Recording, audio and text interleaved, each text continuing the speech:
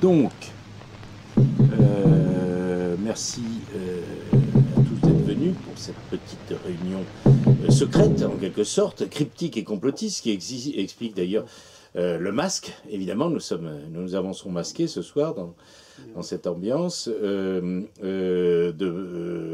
de conflits imminents, de guerre, d'invasion de l'Ukraine et de déferlement des hordes barbares orientales sur l'Europe, la pauvre victime européenne. Alors ça, c'est un petit peu ce qu'on nous raconte en ce moment. Donc merci à Célestin, qui connaît bien le sujet, étant lui-même, on va dire, un ex-soviétique. On ne va pas donner plus de détails, qui appartient à différentes organisations extrêmement secrètes et complotistes, qui expliquent là encore le port du masque, mais qui se trouve être quand même bien informé de ce qui se passe de tous les côtés de l'Ukraine, de la Russie et ailleurs, et qui a accepté de venir nous donner quelques explications, à commencer par des réponses à des questions qui curieusement ne sont pas posées, mais qui semblent se poser, puisque Poutine s'apprêterait, je dis Poutine, les Russes, qui en voudra, l'hydre totalitaire oriental, donc, s'apprête à envahir donc l'Ukraine, oui, l'Ukraine libre, mais la question c'est pourquoi ? Parce qu'il a faim. Ah voilà, oui, non. Alors donc, plus sérieusement, comme on en a discuté tout à l'heure, un point qui restait assez obscur, c'est que veut Poutine, pourquoi voudrait-il et quel intérêt aurait-il à envahir l'Ukraine ? Mais strictement aucun. Mais je veux dire, autant se tirer une balle, même pas dans le pied, dans la tête, quoi. Enfin, je veux dire, c'est sur tous les plans négatifs. Qu'est-ce qu'il va chercher là? Qu'en disent justement les Ukrainiens, quel que soit leur et les Russes, par exemple. Est-ce qu'ils y croient à cette histoire d'invasion imminente de l'Ukraine par le déferlement de l'armée qui n'est plus rouge mais qui reste russe? En Russie, je suis sûr que personne n'y croit. Enfin, personne. Il y a peut-être quelques agents secrets qui y croient, voilà, qui ne sont pas si secrets que ça, sur quelques radios du genre Svoboda, genre radio de propagande. Les radios libres. Les radios libres, bien oui. sûr. Voilà, tout ça. Il y en a quelques éléments comme ça, mais bon, qui les écoute? Donc, enfin, ça c'est. Ils sont même pas ultra minoritaires, ils sont ultra minoritaires au degré -3, quoi. Ouais. Donc, personne simplement non pas qu'ils n'y croient pas, ils savent que c'est monumental, c'est une évidence. Je veux dire, c'est pas, il n'y a même pas un raisonnement derrière ça. Enfin, parce que c'est comme si pourquoi tu te noierais pas dans la Seine. Vas-y, Dominique, tu peux y aller tout de suite. Pourquoi tu te noies pas dans la Seine? Pourquoi, Dominique, tu te noies pas dans la Seine? Ben, qu'est-ce que j'attends? Voilà. Alors, ce que je vais là, pourquoi pour savoir pourquoi en détail c'est absurde, et non seulement les Russes, les Ukrainiens, mais les Américains eux-mêmes le savent parfaitement, je renvoie les gens à une vidéo que je pense que vous avez regardée, où quelqu'un qui est tout sauf un adepte de Poutine, qui est un anticommuniste résolu, un libéral capitaliste revendiqué, et qui est le nouveau Kissinger, en quelque sorte, américain, qui s'appelle Mearsheimer, qui est assez connu. J'ai diffusé sur le site de la librairie une conférence qu'il a donnée il y a déjà 6 ans, où il expliquait que c'était complètement idiot d'imaginer que Poutine allait être assez con pour aller s'emmerder, aller envoyer l'armée russe envahir l'Ukraine. Donc, la question qu'on peut se poser à ce moment-là, c'est, bon, d'une part, quelle est la situation concrète en Ukraine, aussi bien en Ukraine libre, entre guillemets, qu'en Ukraine sous le joug russo-soviétique, c'est-à-dire du côté Donbass. Alors comment les gens voient-ils justement la situation actuellement en Ukraine même? Bon, la situation, elle est chaude. Elle est chaude, enfin, comme ça, la tension, elle est au comble, etc. Elle est surtout où elle est dans les médias, elle est comme ça. Enfin, d'abord, on le montre, après, c'est dans les faits. Mais enfin, tout ce qu'on voit maintenant, toutes les élucubrations des Britanniques, des Américains et tout ça, enfin, c'est ça qui monte la tension en premier lieu. Alors, ce qui est cocasse, c'est que pendant que ici, on nous raconte de toutes ces salades-là, comme quoi la Russie est prête à sauter, elle est là, voilà, c'est du jour au lendemain, on a dit la date, on a dit où, on a dit, enfin, etc. Pendant ce temps, le pouvoir en Ukraine est en train de démentir. Donc, le président ukrainien, il y a plus de 2 semaines déjà, enfin bon, raconte que les risques de la guerre avec la Russie ne sont pas plus grands qu'avant. Et d'ailleurs, il ajoute qu'on est depuis longtemps en guerre. Enfin bon, on est tous... Ok. Donc ensuite, l'Occident devrait cesser de gonfler le sujet de la guerre entre l'Ukraine et la Russie et se concentrer sur les sanctions contre la Russie. Ça c'est le président ukrainien. Hein. Voilà. Parce que lui, il joue chaud. Oui, c'est ça qui l'intéresse, à vrai dire. Les thunes. Et à la fin, il a dit que en 2022, nous n'aurons pas la guerre et que lui, il va rester président. Vous pouvez relier les trucs parce que... Oui, voilà. Il va rester président parce qu'il n'y aura pas la guerre. Bon, parce qu'il est éludé. Bon, voilà. Il faut le deviner. Ouais. Donc, à un moment donné, il y a Biden qui dit que une petite invasion russe, carrément comme ça, une petite en Ukraine peut causer une réaction relativement modérée du côté des États-Unis. Enfin, les États-Unis ont clairement dit qu'ils n'enverraient pas de troupes, y compris au titre de l'OTAN, en Ukraine. Bon, il n'était pas content. Hein. Zelensky, il a déclaré que, en fait, il devrait être plus actif aux États-Unis parce que lui, il veut pas mettre ses snowballs là-dedans. Donc, après, il s'ensuit donc tout un tas de, c'est une série. Tout un tas des déclarations ukrainiennes du côté de fonctionnaires, hauts fonctionnaires de différents degrés, qui tous démentent. Ils disent oh, ben non, il ne se passe rien. Les ambassades, quand ils ont commencé à évacuer, ils ont dit que c'est prématuré et excessif comme mesure. Les Ukrainiens ont dit.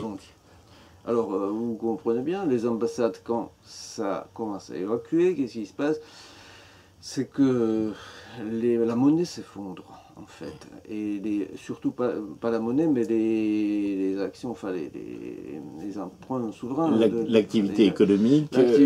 Et du coup, de ce fait, le résultat, c'est que l'Ukraine ne peut plus emprunter sur les marchés commerciaux. Oui. Si les ambassades, non seulement l'Ukraine, mais les acteurs économiques en Ukraine, etc., pour eux, c'est catastrophique. Donc, on fait ça pour leur imposer la guerre, quoi. Oui. Voilà, pour les mettre dans la situation où ils n'ont pas d'issue vraiment, ni économiquement. Aussi, tout cela, enfin, il y a un facteur, puisqu'on est complotiste, eh bien, ils sont obligés, ils n'ont rien, les Ukrainiens, enfin, vraiment, pour faire de la guerre sérieusement, etc. Tout va mal dans le pays. Eh bien, c'est très propice pour toutes sortes de groupes occidentaux qui peuvent, pour 3 cacahuètes, acheter des choses, des bonnes terres, des actifs. Des actifs et de toutes sortes de bonnes choses. Alors oui. Une autre question, enfin, je vais te laisser poursuivre si tu voulais dire autre chose sur le côté, on va dire, Kiev. Du côté russophile, on va dire, russophone, eux, comment ils vivent la situation? À vrai dire, apparemment, elle n'a pas beaucoup changé depuis ce qu'ils vivent déjà depuis pas mal d'années, mais dans quelle situation sont-ils? Alors, Les impossible. sécessionnistes. Les sécessionnistes, c'est autre chose, parce qu'à l'intérieur de l'Ukraine, vous avez une très grande partie de la population qui est russophone, enfin, elle est bilingue, mais enfin, qui au quotidien parle russe, quoi. Et enfin, l'endoctrinement politique, maintenant, les Français ne vont pas s'étonner de cela, parce qu'ici, on en a vu de toutes les couleurs, de ça. Donc la population qui quand même massivement adhère à la télévision. Enfin, voilà, à la sainte parole du média dominant. Et donc ils sont de plus en plus nombreux, ces gens-là qui adhèrent. Mais je pense que si jamais il fallait passer du côté de la Russie, et c'était là, tout cela, il bascule tout de suite. Mais vous avez tout de même une partie importante de la population qui, comment dirais-je, est pro-russe et russe, voilà. Donc, Pas seulement dans le Donbass. Pas seulement dans le Donbass, évidemment. Il faut savoir que le Donbass, c'est juste un tiers, à peu près un tiers du territoire de la région de Donetsk. Actuellement, pas le Donbass, pardon, les républiques sécessionnistes. Oui. Ils n'ont gardé qu'un tiers, à peu près un tiers du territoire de leur ancien... de l'oblast. Oblast, voilà. Ce qui fait que de l'autre côté, qui sont ces mêmes, enfin, c'est les mêmes familles, c'est les mêmes familles, c'est les mêmes populations. Donc déjà cela, mais au centre de l'Ukraine, vous avez aussi plein de monde. Au nord de l'Ukraine, encore que là, c'est, enfin bon, c'est des villes entières qui sont complètement russes. Donc la preuve, en fait, on ne peut pas leur demander quoi que ce soit parce que c'est la peur totale. Enfin bon, personne ne va. Je n'ai pas dit, il y a. Tout à l'heure, je lis qu'un type a été condamné à 5 ans de réclusion pour avoir cité Lénine et Staline sur un réseau social, d'accord? Oui. Donc il n'a même pas dit du bien de ce genre. Il a juste cité. Voilà. Donc, enfin bon, il la ferme. Enfin, les Ukrainiens, on ne sait pas. Mais par contre, ils regardent ça on peut voir par les trafics, les relevés de trafic Internet, etc., que toutes les émissions politiques à chaud à la télévision russe, qui sont les grands shows politiques où tout ça est moulu et voilà, décliné de toutes les manières. À la sauce russe Oui, évidemment, à la sauce très patriotique russe et objective en même temps, parce qu'il y a des experts, à la différence de la télévision d'ici, dans ces émissions-là, vous avez plein d'experts occidentaux qui sont là. Oui. Et on discute. Enfin, ils sont en général... ils sont démantelés en général. Ils ne se contentent pas de BHL. Non, ce sont des gens qui représentent des médias connus, des anciens diplomates, enfin des gens comme ça, qui interviennent, qui discutent, qui ont tort très souvent, et puis on leur dit. Alors justement, ça, je t'interromps juste une seconde, mais c'est en rapport avec ce que tu viens de dire. Il y a quand même une chose qui, au bout de 5 heures d'entretien entre Macron et Poutine, là, sur la grande table, comme ils disent sur France Culture. Oui, alors, incidemment, il a été expliqué pourquoi il y avait une très grande table. Hein, on ne l'a pas trop expliqué. C'est tout simplement parce que Macron avait refusé de faire un test avant. Et donc, Poutine lui dit, bon, bah, à ce moment-là, il faut qu'on distancie socialement, ce qui explique la grande table. Donc, 5 heures de débat, de discussion, franche et cordiale, qui n'ont débouché sur rien, mais au moins, soi-disant, Macron a entendu Poutine, il a compris ce que demandait Poutine. Sauf qu'il a été absolument incapable de nous expliquer ce que voulait Poutine. Je ne sais pas si vous l'avez remarqué, mais enfin bon, on ne sait toujours pas non seulement pourquoi il veut envahir l'Ukraine, et surtout qu'est-ce qu'il demande et qui fait l'objet d'un conflit, notamment avec les Américains. Alors, peut-être que tu pourrais nous éclairer là-dessus, parce qu'en fait, ça, tout le monde le sait en Russie et en Ukraine, d'ailleurs. Au cœur de tout ça, il y a en gros l'OTAN, et ce que rappelait Mearsheimer, c'est-à-dire la conférence de Bucarest, les engagements pris à l'époque précédemment par Gorbatchev, et les aspects de sécurité nationale. Là, il y a des sujets... extrêmement chargés, c'est plein d'informations. Alors pourquoi je ne parte pas dans tous les sens? Oui, là, je vais bien sûr. Par répondre à la question du Donbass, parce que moi je bien sûr, répondre des Ukrainiens dans l'Ukraine. Après, il y a les Russes, enfin la population russe de l'Ukraine, et puis il y a les républiques sécessionnistes qui ils se préparent pour la guerre. Hein. Eux, ils savent que si ça va péter, c'est là. C'est pas Poutine qui va aller envahir, c'est chez eux. C'est eux qui vont avoir droit aux bandéristes qui veulent leur tomber dessus. Évidemment. Et donc, qu'est-ce qui va se passer? Eh bien, je pense qu'ils sont assez rassurés que dans ce cas-là, les Russes ne vont pas laisser tomber.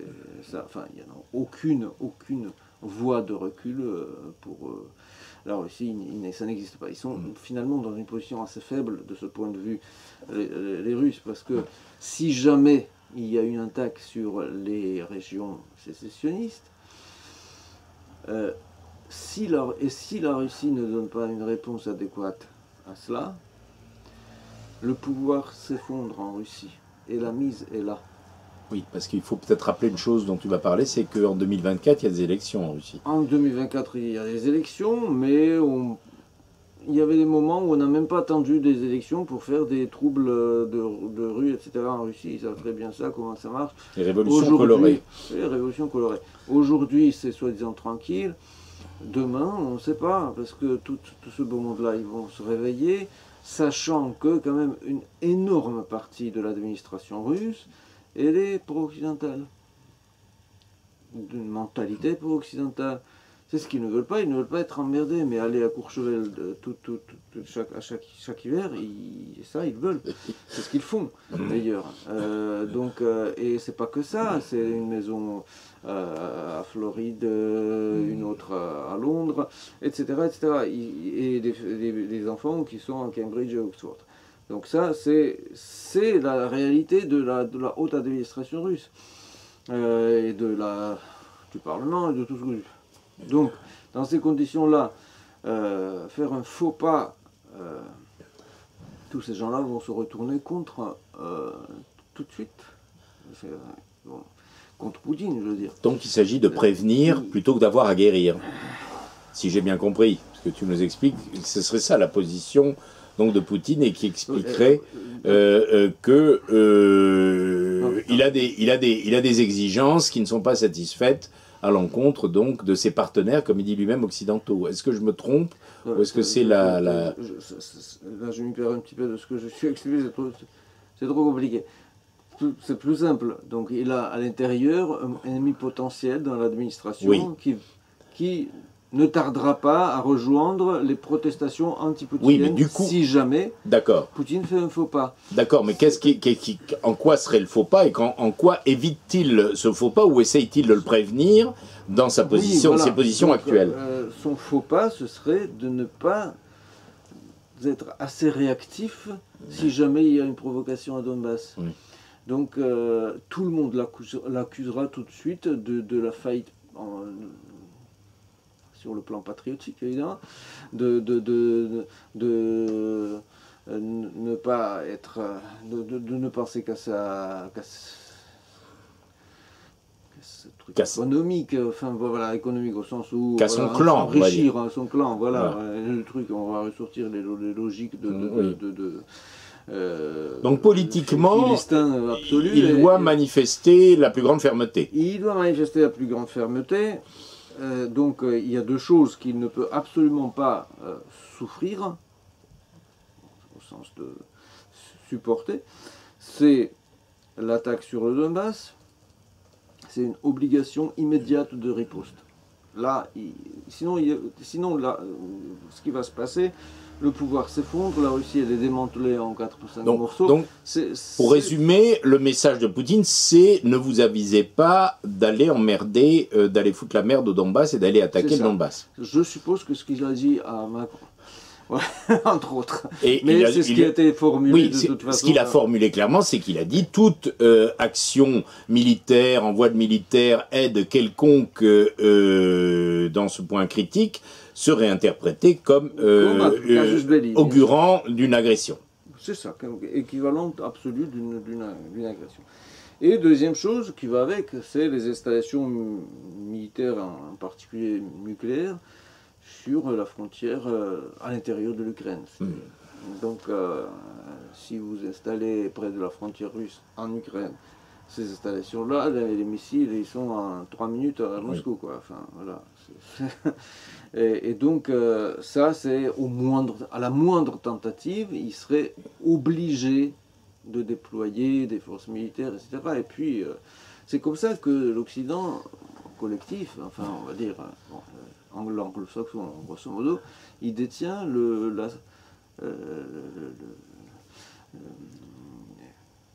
bouton Oui. qui peut déclencher. Enfin, voilà, ils sont à l'aise, parce que c'est pas eux qui vont faire la guerre. C'est comme d'habitude.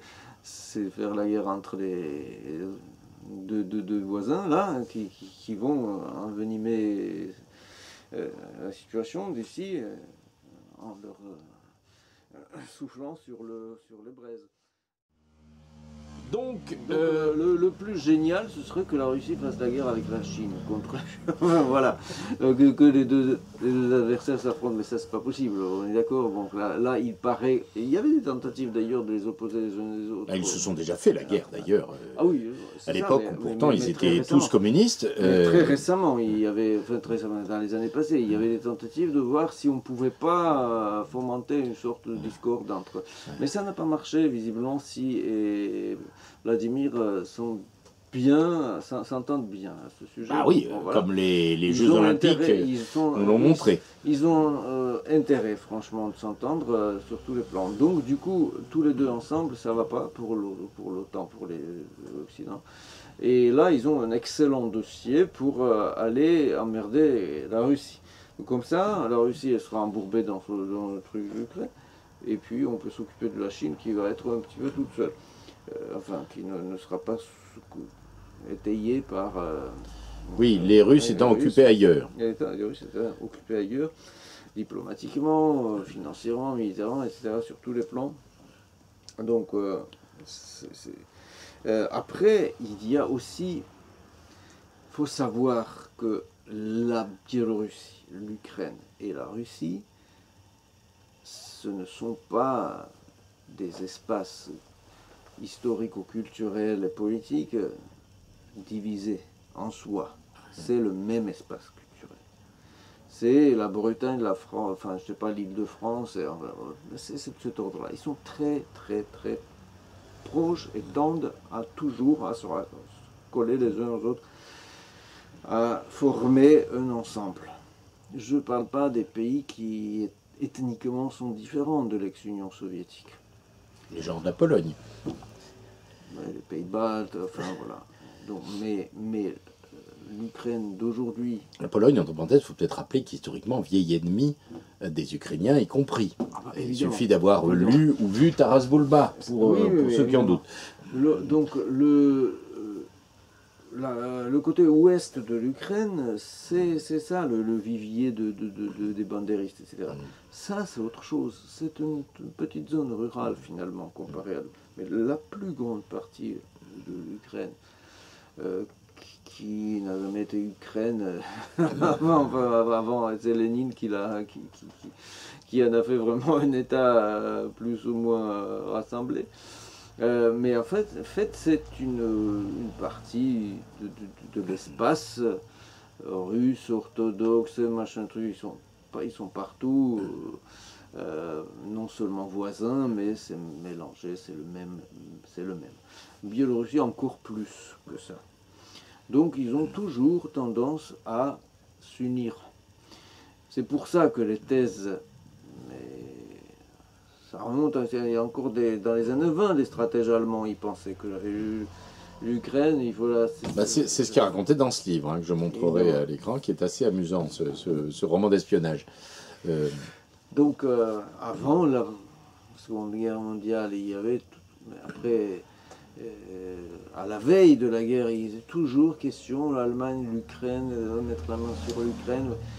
Mais parce que si on enlève l'Ukraine de la Russie, en plus à cette époque encore plus qu'aujourd'hui, c'était en fait une région, le Donbass compris aussi, industrielle du pays, c'est le cœur industriel. Donc si vous découpez ça, non seulement que la nation se trouve coupée totalement, donc, scindée, mais comment vous pouvez la découper en les opposant les uns aux autres. Donc s'ils sont ennemis entre eux, ça y est, voilà, la nation se mange toute seule elle-même. Donc, à la longue stratégie, il ne faut surtout pas, et Brzezinski, c'est ce qu'a repris Brzezinski, c'est clairement dans son, lui, dans son grand échiquier, là. Voilà, donc eux, ils comprennent très bien que si cet espace est uni, la Russie redevient, elle est fragilisée. Mais s'il est coupé, vous introduisez une maladie dans le corps potentiellement capable de grandes avancées. Et comme ça, il est occupé à l'intérieur de lui. S'il survit, on ne sait même pas. Donc, théoriquement, si vous prenez la Russie, l'Ukraine et la Biélorussie, vous mettez ailleurs, sur Mars, c'est comme une réaction chimique. Hop, ça devient un, tout seul. Si vous ne les emmerdez pas de l'extérieur, culturellement, ni économiquement, ni sur aucun plan, il n'y a aucun obstacle que ça fasse un même pays. Alors, donc du coup, l'OTAN, en passant long, les stratèges américains, ils ont intérêt de ne jamais permettre que ça se produise. Voilà, je pense qu'il serait intéressant de préciser une chose, que ceux qui ont regardé les vidéos qu'on avait fait lors du début de ce conflit, donc 2014, etc., au moment de Maïdan et compagnie, où les Ukrainiens sont venus en masse ici pour nous raconter ce qui s'était passé, par exemple, à Odessa, etc. Et ensuite, les rencontres qu'on a fait ici avec les camarades russes et ukrainiens autour de ce qui se passait en Russie de différentes manières, il y a une chose évidemment, qui n'est pas du tout relayée, les gens ne comprennent pas, et qui explique en réalité, et c'est pour ça que c'est important, à mon avis, de le dire, y compris la position politique de Poutine, mais qui rejoint ce que tu viens de dire, c'est que les gens ne comprennent pas que les Russes et les populations de toute cette culture-là jugent, et ont de très très bonnes raisons de juger, que l'objectif numéro 1 de l'Empire et de la stratégie du chaos, c'est détruire l'adversaire russe. Les Russes le savent très bien, que les Américains, de quelque manière, et c'est Brzezinski l'avait d'ailleurs clairement annoncé, c'était un de ses grands mérites, c'est Mearsheimer, lui, comme Kissinger, a expliqué que c'était quand même peut-être une connerie, mais Brzezinski, c'est les démocrates, etc., c'est les néoconservateurs, contrairement à ce qu'on pense, ce sont surtout des démocrates, les va-t-en-guerre, les faucons, etc., les Hillary Clinton et compagnie. Oui, eux, ils ont très bien compris qu'il n'en fallait qu'un, d'empereur, d'empire, et donc les seuls qui les menaçaient vraiment sérieusement, d'un point de vue militaire en tout cas, et dans leur cœur de cible, c'est-à-dire notamment l'Europe ou l'hémisphère, c'était les Russes. Donc les Russes, il faut la Russie en tant que telle, en tant qu'État, en tant que nation, en tant qu'empire, évidemment, il faut la détruire. Et les Russes l'ont bien compris, qu'ils étaient dans le collimateur. Non, il y a d'autres facteurs qui s'ajoutent à ça, si on compare à la guerre froide. C'est que c'est un pôle culturel et de développement, mais sur tous les plans, scientifico, techniques, dans les sciences humaines, etc., qui est très puissant, qui est potentiellement, surtout aujourd'hui, très puissant. Et qu'est-ce que ça veut dire? Mais l'Occident, il est en train de s'effondrer culturellement, justement. Et ou pire, il pourrait tenter de se dire, mais après tout, notre intérêt ne serait-ce pas de faire, comme disait De Gaulle, l'Europe de l'Atlantique à l'Oural? Mais oui, bien sûr. Donc, je parle de ce pôle dans le sens où ça peut être très attrayant pour beaucoup de pays, avec le temps. Vu ce qui se passe aux États-Unis, et ça ne va pas s'améliorer, enfin, a priori, globalement, ça va continuer comme ça, parce que le chemin c'est général, y compris en France aussi, c'est le chemin de la régression, sur tous les plans. C'est comme ça qu'à l'école, vous voyez ce qui se passe, enfin, dans l'éducation, quand c'est comme ça, enfin, bon, rien ne va. si vous prenez sur les 20 ans, sur les 30 ans à venir, il n'y a pas de perspective. Dans cette voie-là, si on ne change pas de voie, bon, vous aurez une dégradation absolue du niveau de vie y compris. Alors, et les pays comme la Russie, ils ne sont pas prêts à marcher là-dedans. Donc ça peut former un pôle. Enfin, les pays comme la Russie, ou dans tous les pays, c'est-à-dire, je veux dire, la Russie ou les autres pays dont on a parlé, Biélorussie, Ukraine ou autre, le problème surtout, c'est que c'est un problème de classe, parce que comme tu l'as dit toi-même, y compris dans le pouvoir au Kremlin, il y a toutes sortes de gens, c'est des divisions de classe, qui eux sont tout à fait des libéraux jusqu'au fond de leur âme, qui se contrefichent en fait d'être russes pour beaucoup d'entre eux, de ce point de vue-là, et qui donc, eux, ils sont tout à fait mondialistes. Au sens états-unien du terme. Oui, mais tant que ils ont la carotte devant le nez un jour finalement finir par faire partie de ces élites occidentales, de manger à la même table, voilà. Grosso modo. Mais ils ne mangent pas à la même table, ils sont souvent bien humiliés de cela. Et plus ça va, pire c'est. Donc je veux dire, plus ça avance, pire c'est, parce qu'ils voient que finalement, toutes les promesses n'étaient que bidons. Et donc, en fait, ni économiquement, ils sont considérés comme de la... Oui, objectivement, c'est leur intérêt, mais subjectivement, ça laisse à désirer. Subjectivement, ils y arrivent tout simplement pas. Quand ils voient qu'à Londres, leurs actifs, on peut les saisir comme ça, juste parce qu'ils sont russes. Enfin, oui, il y avait des annonces comme ça, qu'il y a Johnson qui se targuait d'appliquer des sanctions aux oligarques russes, n'est-ce pas? Qu'est-ce que ça veut dire? Ça veut dire que les oligarques russes vont avoir des comptes gelés à Londres, enfin, je veux dire. Mais c'était pas pour ça qu'ils ont ouvert des comptes, là. Alors à quoi ça sert qu'ils financent les clubs de foot? Voilà, donc tout cela, toute cette idée-là qu'ils allaient être des gérants chez eux, contre l'admission dans le club, pour ainsi dire, eh bien, ils ne sont pas vraiment admis dans le club. Ils sont juste... c'est la carotte, voilà. Il y en a qui comprennent, et c'est pour ça qu'il y a beaucoup d'oligarques russes qui ont pris des positions nationalo-poutiniennes, on pourrait ainsi dire, voilà, qui se sont... Parce qu'il leur faut cette Russie, parce que sans cela, ils ne sont rien, alors qu'ils croyaient qu'ils n'ont plus aucun avantage compétitif. Voilà.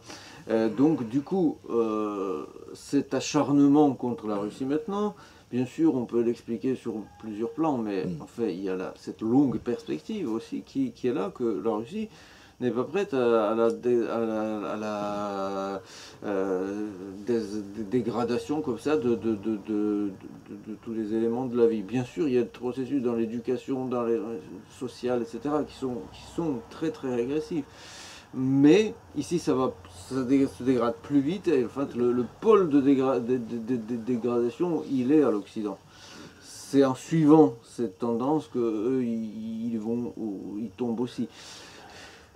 Mais tout de même, le noyau culturel orienté quand même vers certaines valeurs que l'Occident a lâchées, notamment le progrès, tout simplement. Que l'Occident revendique. Ils revendiquent, mais les gens ne vivent plus cela dans leur vie réelle, c'est-à-dire le rêve de l'amélioration de la vie, tout simplement, que les enfants vivent mieux que les parents, enfin les choses élémentaires, enfin, sans aller plus au fond de la culture. Toutes ces choses-là sont beaucoup plus vivantes et beaucoup plus présentes là. Il suffit que l'Occident fasse encore 3 marches vers le bas, qu'il y aura plein qui vont être très séduits par l'exemple de la Russie. Et donc la carte va très facilement changer à ce moment-là, des influences, des influenceurs, des tendances. Ils arrivent jusqu'à présent, par exemple, à produire en Russie des têtes scientifiques remarquables. Alors si on regardait dans quelles conditions travaille la science russe, c'est ahurissant. Je veux dire, le CNRS en France, bon, tout le monde se plaint que ça va pas, mais on demande tous les ça. Il n'y a pas assez de financement. On se plaint surtout qu'ils cherchent beaucoup, mais qu'ils ne trouvent pas grand-chose. Oui, oui, ça aussi. Mais enfin, on se plaint beaucoup de la condition des scientifiques en France, où on en est, et si vous regardez du côté de la Russie, c'est la catastrophe comparée à la France. de ce que la Russie... La recherche et développement. C'est-à-dire l'infrastructure. Oui, les moyens soutien, qui sont le soutien étatique à tout cela. Oui, absolument. La promotion de cela dans les écoles, comment on propage, disons, l'idéologie de la recherche, l'idéologie de du progrès, de l'homme nouveau, etc. De l'innovation, etc. Enfin, en ce sens, la Russie n'est plus du tout soviétique. En ce sens, la Russie, on dirait qu'il y a des gens là qui s'acharnent jour et nuit pour casser tout. Pour que rien ne pousse, comme sur de la pierre. Et dans ces conditions, vous avez encore et encore, incroyablement, de la jeunesse qui, bon, c'est pas toute la jeunesse, mais il y a une bonne tranche de la jeunesse qui va dans les écoles comme Bauman, je sais pas quoi, et devient de très bons ingénieurs, enfin, les fameux hackers russes. Hein, oui, entre autres. Voilà, et non seulement, tous ces armements, les missiles, les machins, c'est des gens derrière. Et ces technologies-là, il faut les faire. Donc, même dans ces conditions, quand ils sont comme vous imaginez que si ça se réunissait, si ça se mettait dans un élan de progrès réel, alors ça éclipsera tout. Donc, un pays comme les États-Unis, donc l'Occident déchu, on va dire, qu'est-ce qu'ils vont maintenant? Ils vont attendre que ça se fasse, parce que la tendance y est. Évidemment, leur intérêt, c'est qu'ailleurs, ça aille le moins bien possible. Quel que soit l'ailleurs. Comme ça, ils seront au-dessus. Voilà, donc comme ça, ils sont au-dessus et en train de pomper toujours comme... Alors, quelle est selon toi, selon les informations que tu as, là, je vais aller lui ouvrir, je vais te laisser répondre simplement à cette question, la proportion de l'opinion publique, on va dire, russe ou voire russophone, qui a intériorisé ou qui a cette arrière-pensée, ce point de vue. Alors, nous accueillons Soubry, mais je vais te laisser terminer pendant qu'il s'installe en répondant à la dernière question que je t'avais posée, c'est-à-dire ce que tu as décrit de l'arrière-plan, je dirais subjectif, culturel, de l'opinion, disons russophone. Tout le monde sait qu'elle est globalement extrêmement nostalgique, c'est le moins qu'on puisse dire de l'époque soviétique. Aujourd'hui, elle est confrontée à cette situation et c'est cet arrière-plan qui, entre autres choses, explique le comportement pour le moins distancié de Poutine vis-à-vis de ses partenaires occidentaux actuellement. Donc, mon ultime question, après, je vais en poser une qui va nous permettre d'impliquer Soubry dans le cadre plus général donc, de la stratégie du chaos. Donc, cette position au niveau de l'opinion russe expliquerait, si elle est aussi partagée que tu l'expliques, que pour des raisons politiques, Poutine n'a pas d'autre choix que de montrer sa détermination et sa fermeté. Tout à fait. Alors, l'opinion est partagée, évidemment, par l'absolue majorité de la population. Aujourd'hui, c'est... Bon, même les dits pro-occidentaux, donc l'administration, les fonctionnaires... Les libéraux. Les libéraux, bon, il y a les libéraux et les semi-libéraux, hein, maintenant, il y en a. Donc, même eux, ils ne sont pas prêts à céder... Même parce que eux aussi ils s'effondrent. Je ne sais pas si en Russie on trouve une seule personne qui va penser que si jamais on a des missiles à la porte là, enfin des missiles de l'OTAN, etc. Si l'Ukraine devient que ça va être bien pour eux. Alors, non, mais c'est exclu, voilà. Donc c'est partagé, je sais pas, 100%, à peu près 100%. Et je pense que c'est ce qu'il y a d'amusant ou paradoxal, si on veut, quand on entend les âneries diffusées par notre presse, notamment de gauche, qui consiste en gros à reprendre les âneries de BHL, hein, que j'ai mis en annonce de cette soirée. Mais à la suite des âneries de BHL, on avait le point de vue d'un bon connaisseur de la chose, stratège et géopoliticien américain, qui expliquait lui-même qu'on pouvait parfaitement comprendre ce que tu dis, puisqu'il dit, imaginez ce qui se passerait, et nous le savons très bien, si d'aventure les Russes venaient mettre des bases de fusées près de chez nous. C'est ce qui s'est passé au moment des missiles de Cuba. On a bien vu comment les choses avaient très mal tourné immédiatement. Donc il dit, on peut comprendre que les Russes, même s'ils sont plus du tout communistes, le couteau entre les dents, ne prennent pas ça très bien du tout. Donc, après, tu as demandé aussi au sujet de ce potentiel de progrès, de développement qui existe encore et qui cherche à se réaliser en fait. Il n'est pas majoritaire, hein, il faut le dire, parce qu'on a quand même... la Russie, c'est un pays qui est très proche du pays d'Occident en fait, de par leur culture. Ça échappe pas à toute la propagande, à tous les moyens tout le numérique, les jeux, les machins. Enfin, vous avez quand même 90% de la population qui sont à peu près désactivés du point de vue de ce potentiel fort. Après, vous avez dans la partie active, je ne sais combien de millions de personnes il y a quand même presque 150 millions d'habitants, donc vous avez quand même il y en a beaucoup quand même, donc qui sont tout à fait prêts à se lancer dans un élan de... patriotique, on va dire. Tout patriotique de développement. Et ils sont, bon, majoritairement, tout de même, il y a quand même un problème idéologique, parce que l'idéologie étant interdite en Russie, selon la Constitution, depuis la perte dans la guerre froide. Bon, donc, idéologiquement, ce qui passe le mieux, c'est justement l'histoire, c'est le côté patriotique, c'est le côté conservateur, finalement. C'est un certain conservatisme à peu près sain. Enfin, quand les gosses se droguent, c'est pas bien, et quand ils ne se droguent pas, c'est bien. Voilà. C'est un traditionnalisme, mais qu'on peut comprendre. C'est un traditionnalisme qui est très, très, très souple, on va dire quand même. C'est pas du tout un truc rigide. Je ne sais pas, des lois de tradition pour punir des enfants, pas du tout. De toute façon, c'est un pays très attaché à l'intérieur, à la liberté. Alors là, il faut comprendre ça. L'Occident qui hurle de jour et nuit que c'est pas totalitaire et enfin comment autoritaire. Totalitaire. Écoute, le vécu immédiat de la liberté de tous les jours est extrêmement fort, rien qu'à cause de l'espace. Oui, moi j'ai connu des gens qui, du jour au lendemain, allaient du côté de je ne sais, à Moscou, hein, pour se retrouver au bord de l'océan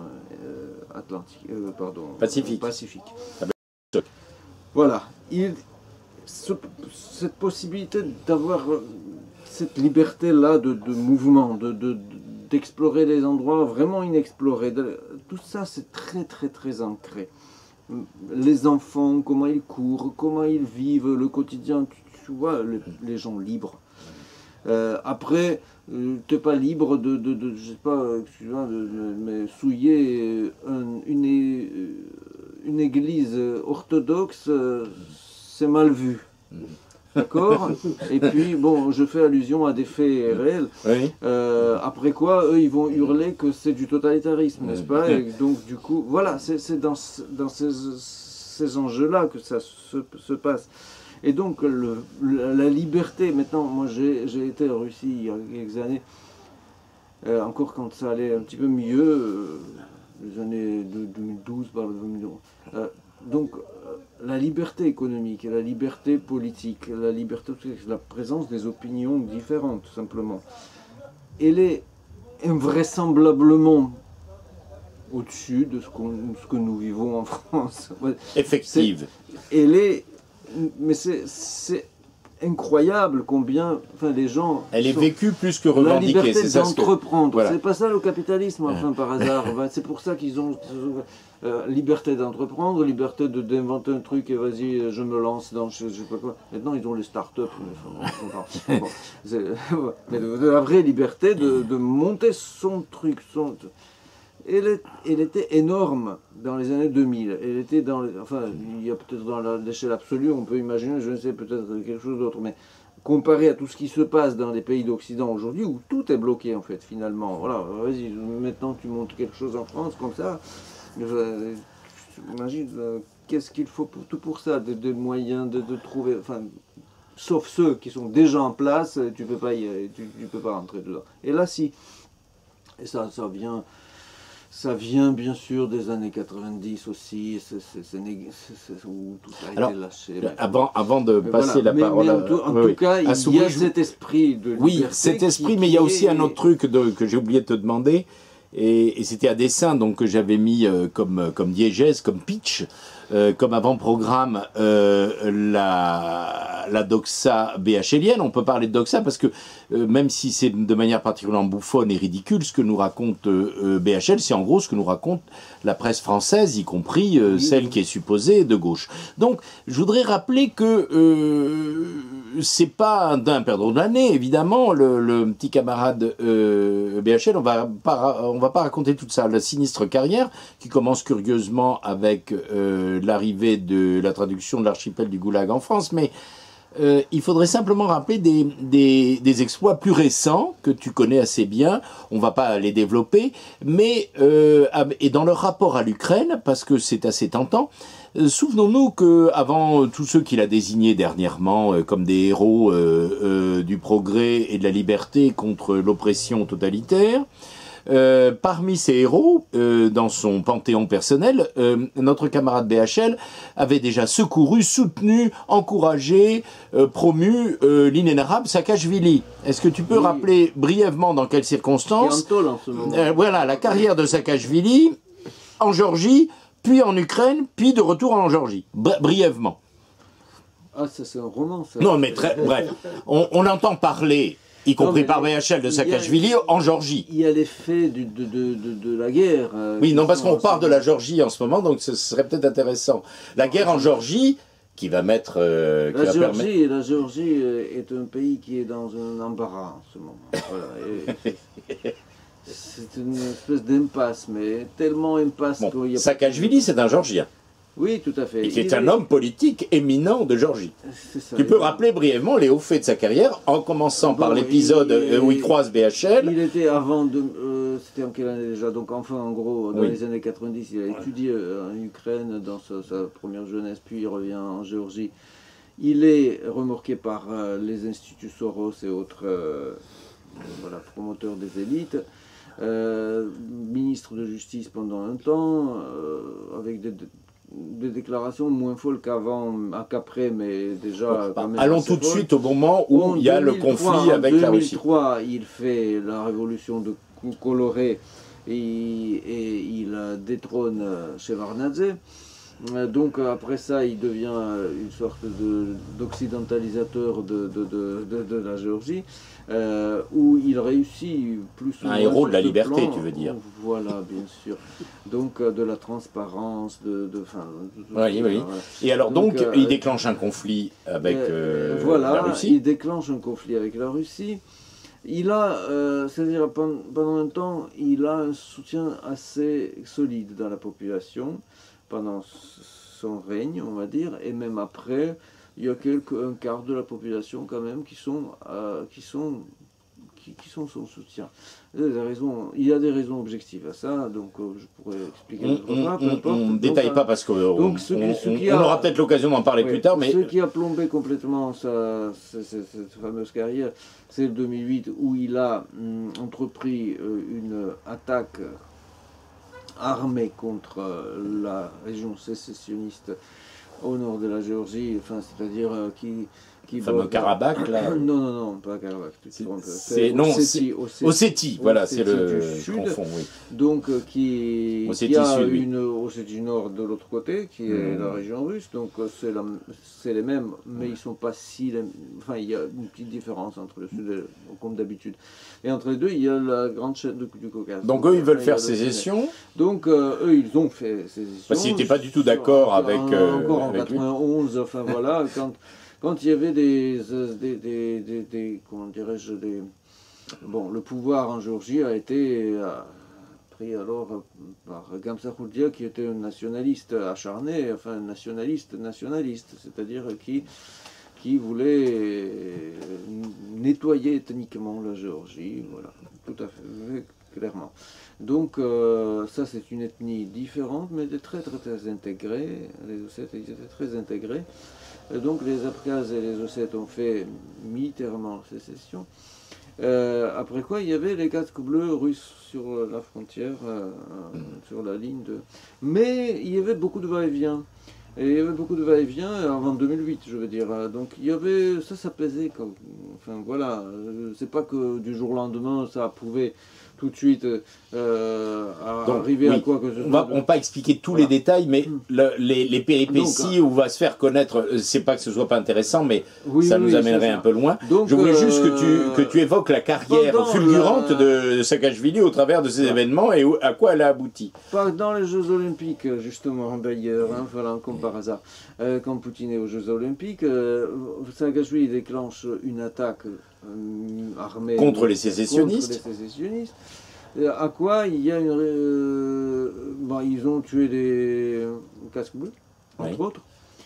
Donc du coup, l'armée russe, qui n'était nullement prête aux portes, enfin c'est une armée qui a été disloquée au nord du Caucase, au Caucase du Nord, je veux dire, dans les territoires russes, qui a traversé le tunnel du Grand Caucase, et qui est intervenu même pas tout de suite. Donc il y avait 2 jours quelques différences, et ils ont viré les Géorgiens, pour ainsi dire. Donc si les Géorgiens, il y avait BHL. Ah oui, parmi les Géorgiens, il y avait BHL, bien sûr. Donc alors malheur seulement, non seulement ils les ont virés, mais ils se sont arrêtés à la ligne de frontière de l'Ossétie. De l'Ossétie. Alors que la télévision martelait déjà que ça y est, ils arrivent à la capitale. Mais non, mais enfin, c'est comme en Ukraine, ils n'avaient aucun intérêt d'y aller. Mais pourquoi faire? C'est pour ça que... Alors, le rôle de Saakachvili, on va accélérer. Juste de quoi expliquer pourquoi il est en tôle aujourd'hui, parce qu'il a fait quand même après un comeback en Ukraine. Ensuite, on le récupère en Ukraine quand il a perdu les élections. Oui, parce qu'il est quand même un peu viré après cette initiative malheureuse. Voilà, après ça il a été viré, et il y avait d'autres raisons pour le virer encore. Donc il a été viré, et donc il devient maire, je crois, d'Odessa. Non, mais ça c'est... Bon. C'est surtout, ils ont craché à la gueule des habitants d'Odessa. Oui, absolument. Parce que, voilà. Donc, ensuite, il occupe quelques postes, tantôt un petit peu de sinécure, tantôt un petit peu des vrais postes dans les administrations ukrainiennes, avec l'espoir de faire fleurir l'Ukraine sur le modèle... Avec les beaux résultats qu'il a obtenus en Géorgie. Voilà, donc après il a dit que ça a foiré, mais parce que les Ukrainiens ne sont pas le bon peuple pour ça. Voilà. Enfin, voilà, grosso modo, ils ne sont pas faits pour, ils se dénulent, enfin voilà. Pourtant, mais enfin. Donc pourtant on dit que c'est de l'Europe. Voilà. Et alors comment il va se retrouver en grande embarras, comme tu dis aujourd'hui? L'embarras, oui. Donc un jour... Parce que c'est quand même un escroc répugnant. C'est un escroc absolument... c'est un escroc romanesque. Oui. Donc il est retourné en Géorgie dans un conteneur, dit-on, scellé, genre voilà, par la mer, par la terre, par l'air, voilà. Il a émergé comme ça du jour au lendemain. C'était septembre. Et là il se retrouve en tôle. Il se retrouve en tôle parce que pendant tout ce temps-là, enfin l'histoire c'était, je ne sais pas le dessous de cette histoire, mais enfin les vrais dessous. Mais il était en fait recherché et condamné en Géorgie, depuis oui. Toutes ces années. Pour toute une série de méfaits et de malversations. Ah ouais, mais non, mais là, j'en parle pas. Mais oui, donc brièvement, ça c'est un héros de la liberté. Voilà. Et c'est le genre de combat que donc BHL invite les Américains, les Occidentaux, voilà, donc, à conduire pour aller affronter violemment l'immonde totalitarisme et les armées terrifiantes de la barbarie russe. Voilà. Donc maintenant il est en tôle parce qu'il voulait faire une autre révolution, grosso modo, colorée. Mais bah oui, mais c'est un spécialiste. Ça n'a pas encore marché, et puis voilà, bon. Il se retrouve là où il est. Quoi qu'il en soit, alors donc ça, ce petit rappel, c'est pour dire qu'on s'inscrit dans un contexte quand même de longue durée, que nous avons appelé la stratégie du chaos. Et une des questions que je m'étais posée, que je vous avais posée avant pour préparer cette soirée, et là qui s'adresse plutôt à toi, Soubry, c'est pendant un moment, on s'est intéressé à autre chose, comme nous savons, la Syrie, l'Irak, la Libye, le Yémen, la Biélorusse et tant d'autres.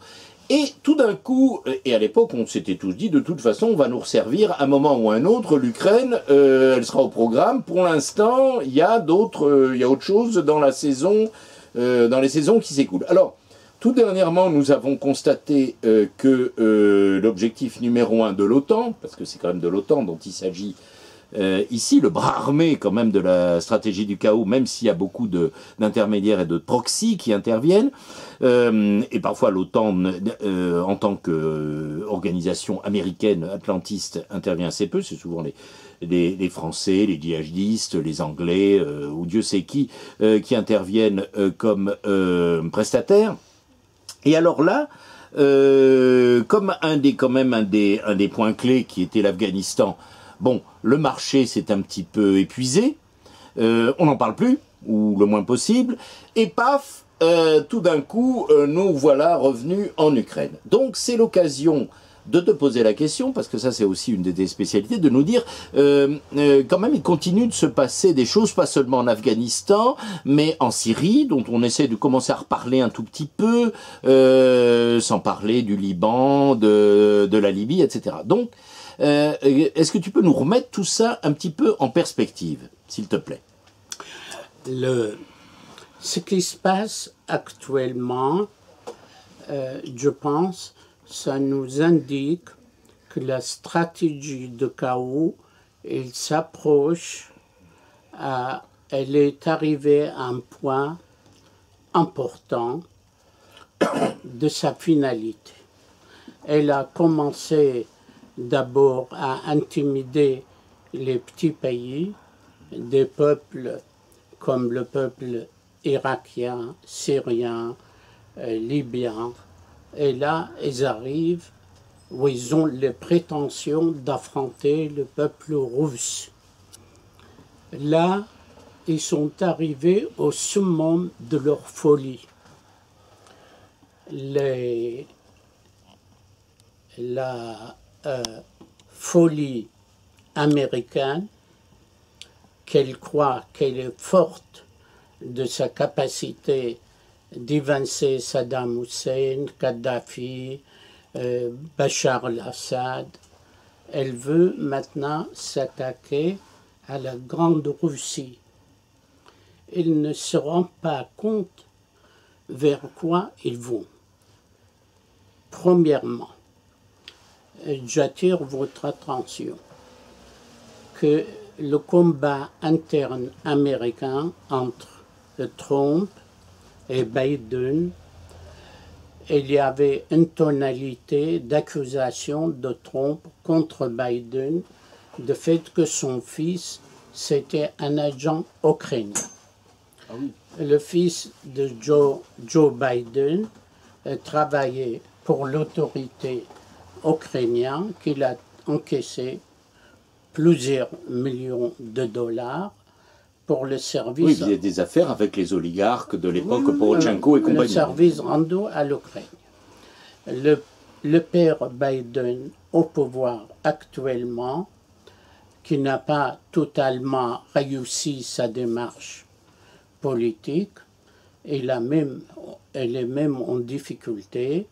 Ils essayent un petit peu de régler le compte de Trump qui l'a accusé que son fils était un agent pour l'Ukraine. Mais ce n'est pas seulement ça, bien sûr.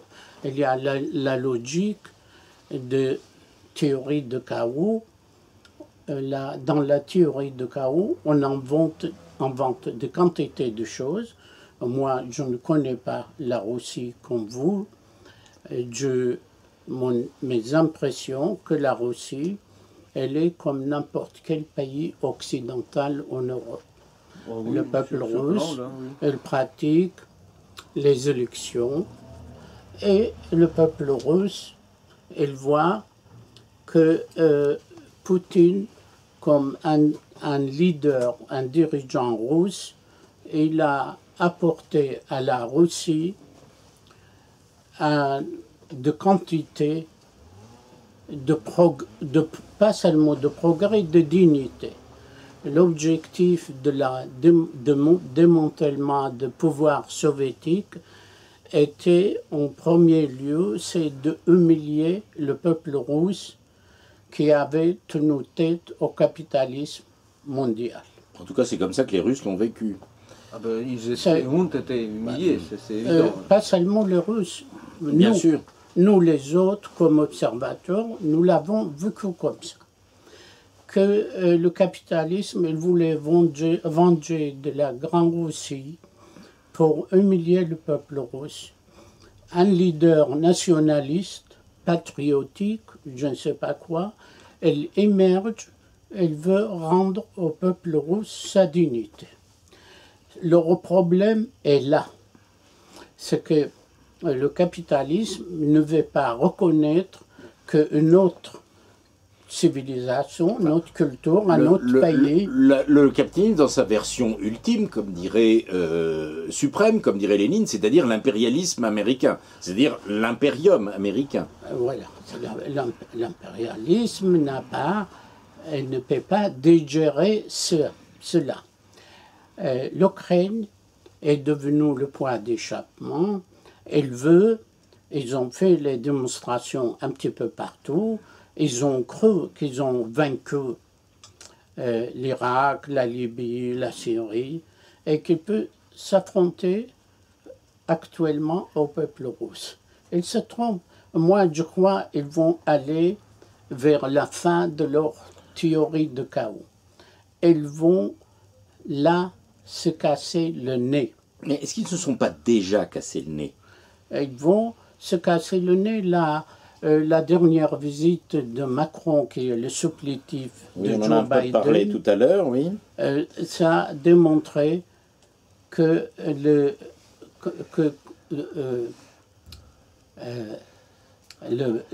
dirigeant russe, il l'a pris pour ce qu'il est. Oui, c'est quand même un peu ridiculisé, Macron, dans cette opération. Il est allé pour démontrer qu'il était un dirigeant occidental grand, qu'il allait négocier. Qu'il allait régler le problème. Oui, qu'il allait négocier, on ne sait pas trop quoi. De son patron, et il l'a traité comme il le fallait. Voilà. Pour lui dire, nous sommes la Russie, vous n'êtes rien. Ça, c'est l'image qui restera un petit peu dans l'image de tous les peuples, pas seulement de l'Europe, tous les peuples. Depuis la visite de Macron jusqu'à maintenant, je visionne des commentateurs et des commentaires sur la visite de Macron chez Poutine et tout le monde se moque de lui. Oui. Je pense que l'Amérique, elle va jouer sa comédie mortelle en s'affrontant à la Russie.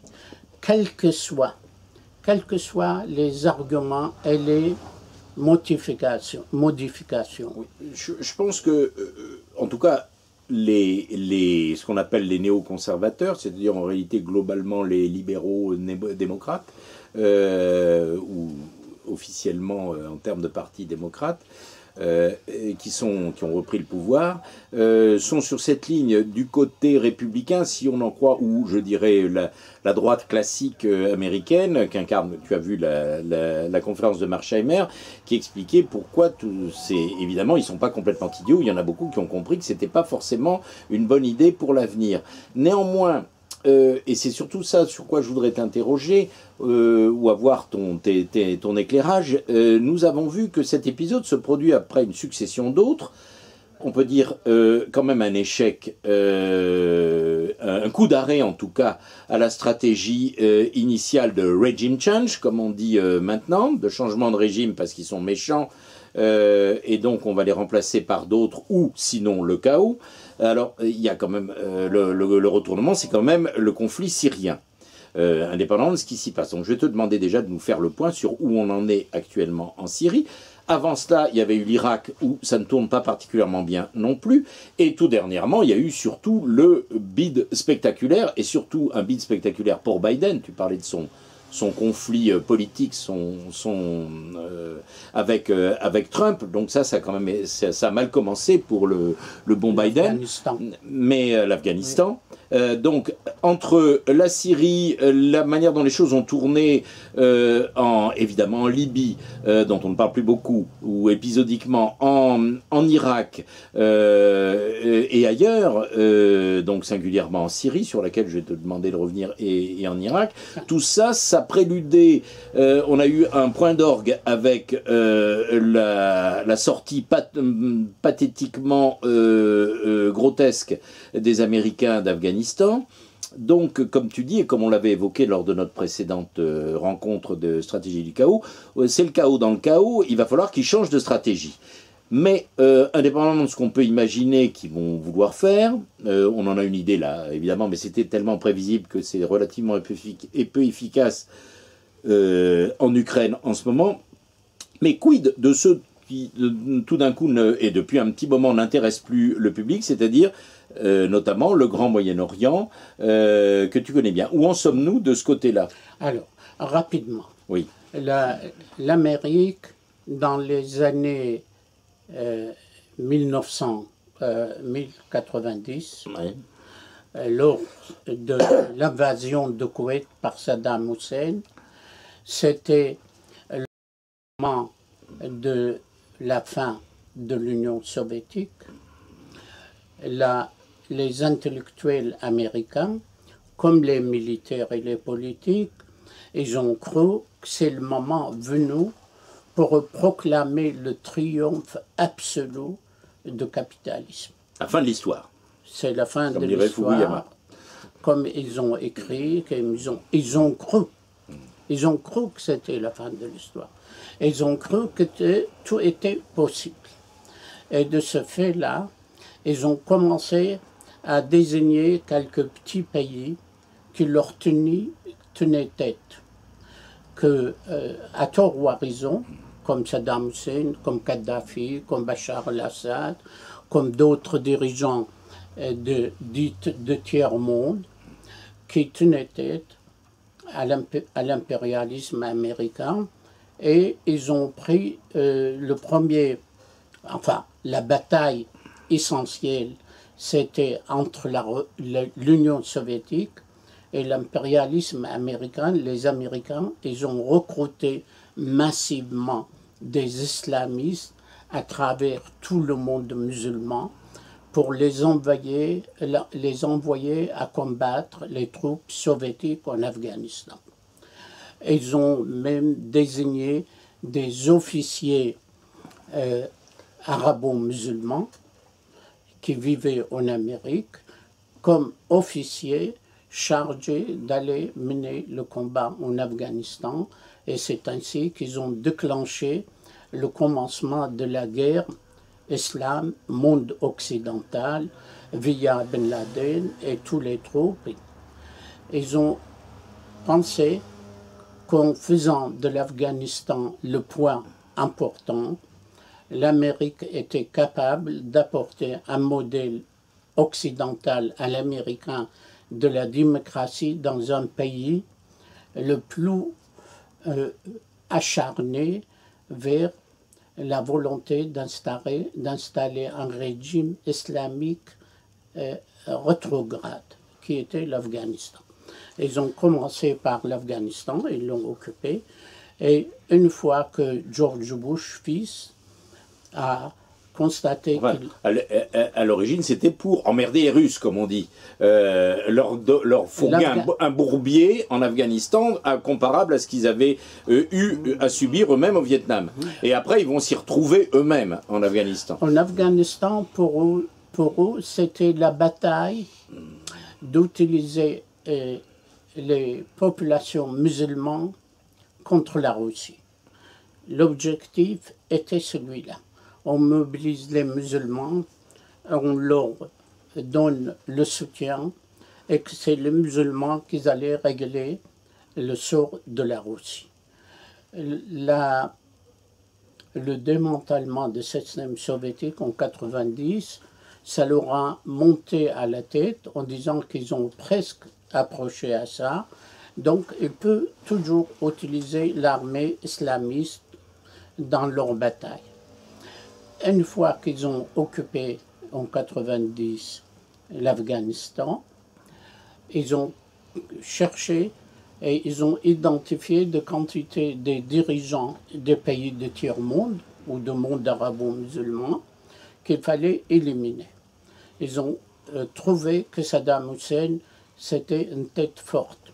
Ils sont allés en Irak. Mais ils sont allés en Irak, les Américains... Après avoir utilisé le même Saddam Hussein contre le grand Satan iranien. Il faut peut-être le rappeler. Oui. Mais c'est pas gênant. Oui, bien sûr, ils ont utilisé, ils l'ont encouragé, mais dans leur stratégie planétaire, c'est de dire l'Irak, c'est un type qui a les têtes dures, qui a des prétentions, on va y aller.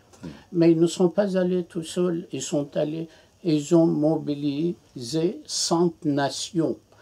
Il y avait l'armée de 100 pays en Occident pour aller occuper l'Irak.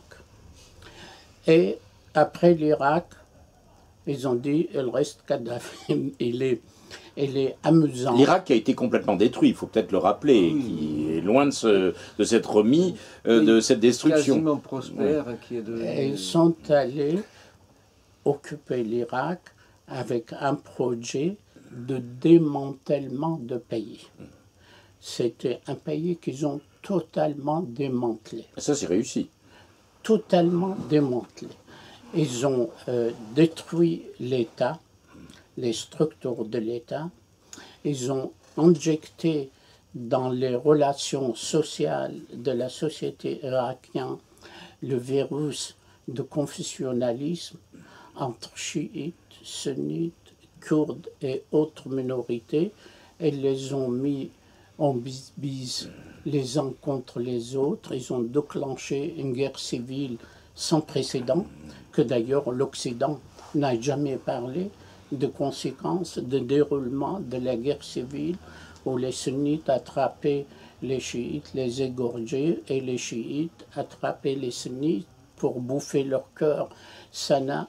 Ah oui, mais voilà, ça c'est la démocratie, Soubry. Ça, il faut que ces populations rétrogrades comprennent ce que c'est. C'est le prix de la démocratie. Et puis, il y a les combattants pour la liberté, contre ceux qui soutiennent la dictature, Tout ça, il s'est passé.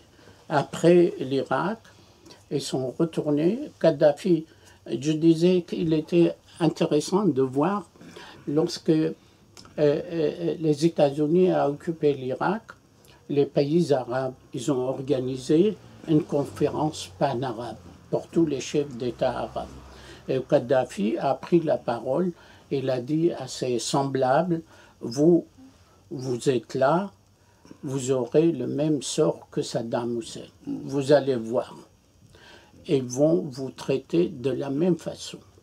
Et les Américains, ils ont trouvé que ce petit con, il restait un petit peu opposant, anti-américain. Ils ont réglé le compte de Kadhafi d'une façon humiliante. Son fils... C'est les Français un peu les Anglais, mais les Français C'est qui la s'en même- sont chargés. c'est quand la même, même- hein. Distingué, là. C'est l'OTAN. C'est C'est la l'OTAN. même C'est chose. l'OTAN. C'est l'OTAN. L'OTAN et ses supplétifs. Voilà. Ils ont confié aux Le supplétifs, bras armé de la démocratie. au supplétif Sarkozy d'aller se venger de Kadhafi. Il est allé, et le fait que le fils Kadhafi avait dit, il avait argué son doigt en disant on allait résister, Sarkozy. Alors justement, excuse-moi, je t'interromps Sarkozy, il a très dit, on va brièvement. couper Est-ce que le tu doigt. peux commencer le tableau de la situation actuelle par peut-être la Libye avec l'élection tout à fait plausible du fils Kadhafi en Libye. Oui, mais rapidement. Oui, vas-y, je veux vas-y. dire. Alors, ils sont allés régler le problème de Kadhafi, et puis ils sont retournés, ils ont dit, mais Bachar el-Assad, il reste quand même un type qui est entêté, qui a de nostalgie de ses camarades, il est toujours là. Ben, on va démanteler le régime de Saddam, de Bachar el-Assad, où ils ont une fois de plus utilisé la France. C'est le service secret français qu'ils ont envoyé les djihadistes, les islamistes. Ils ont fondé des amirats islamistes en Syrie, comme ils ont fait en Irak, en Libye. Et après la Syrie, lorsque en Syrie, la Russie est intervenue, ils n'ont pas pu aller jusqu'au bout. Si Bachar el-Assad est au pouvoir, c'est grâce à l'intervention russe. Que ce soit bonne ou mauvaise, que ce soit réactionnaire, capitaliste, ou Totalitaire. révolutionnaire ou totalitaire. Les Russes, ils ont sauvé Bachar el-Assad. Et le fait qu'ils ont sauvé le régime de Bachar el-Assad, qui n'est pas plus dictatorial. Moi, j'ai vécu en Syrie il y a 30 ans, j'ai vécu 2 ou 3 ans. Ni plus ni moins que les autres, on va dire. Il n'est pas plus dictatorial qu'un régime libéral en Europe. Il n'est pas plus. Ils sont aimés, ils possèdent la capacité de transformer un régime en régime abominable avec, en utilisant l'armée des médias à leur disposition.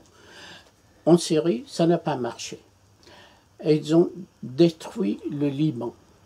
Le Liban qui constituait presque le havre de la paix au Moyen-Orient par la cohabitation communautaire. Ils ont transformé le Liban en enfer. En fait, ils ont été bien aidés par Israël pour le Liban. Bien sûr, on utilise tous les supplétifs pour cela. Le Liban, c'est l'enfer.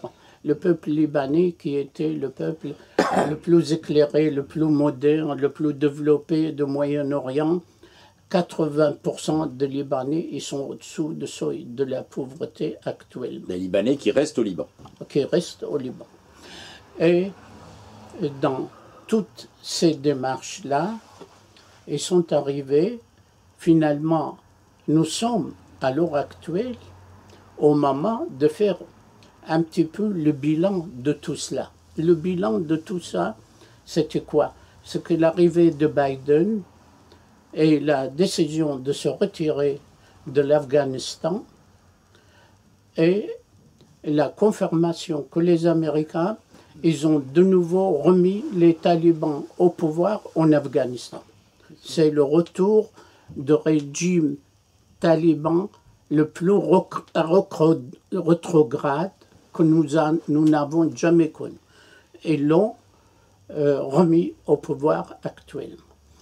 La Libye, qui est un petit peu la question aujourd'hui, pour pouvoir, les États-Unis, ils veulent quand même, dans tout cela, démontrer qu'elle est capable de changer le régime pour mettre en place un régime démocratique. Elle n'arrive nulle part. Nulle part. Le régime irakien, pour lequel ils ont mobilisé 120 000 hommes en place, aujourd'hui, les Irakiens, ils sont toujours en guerre confessionnelle, groupe contre groupe.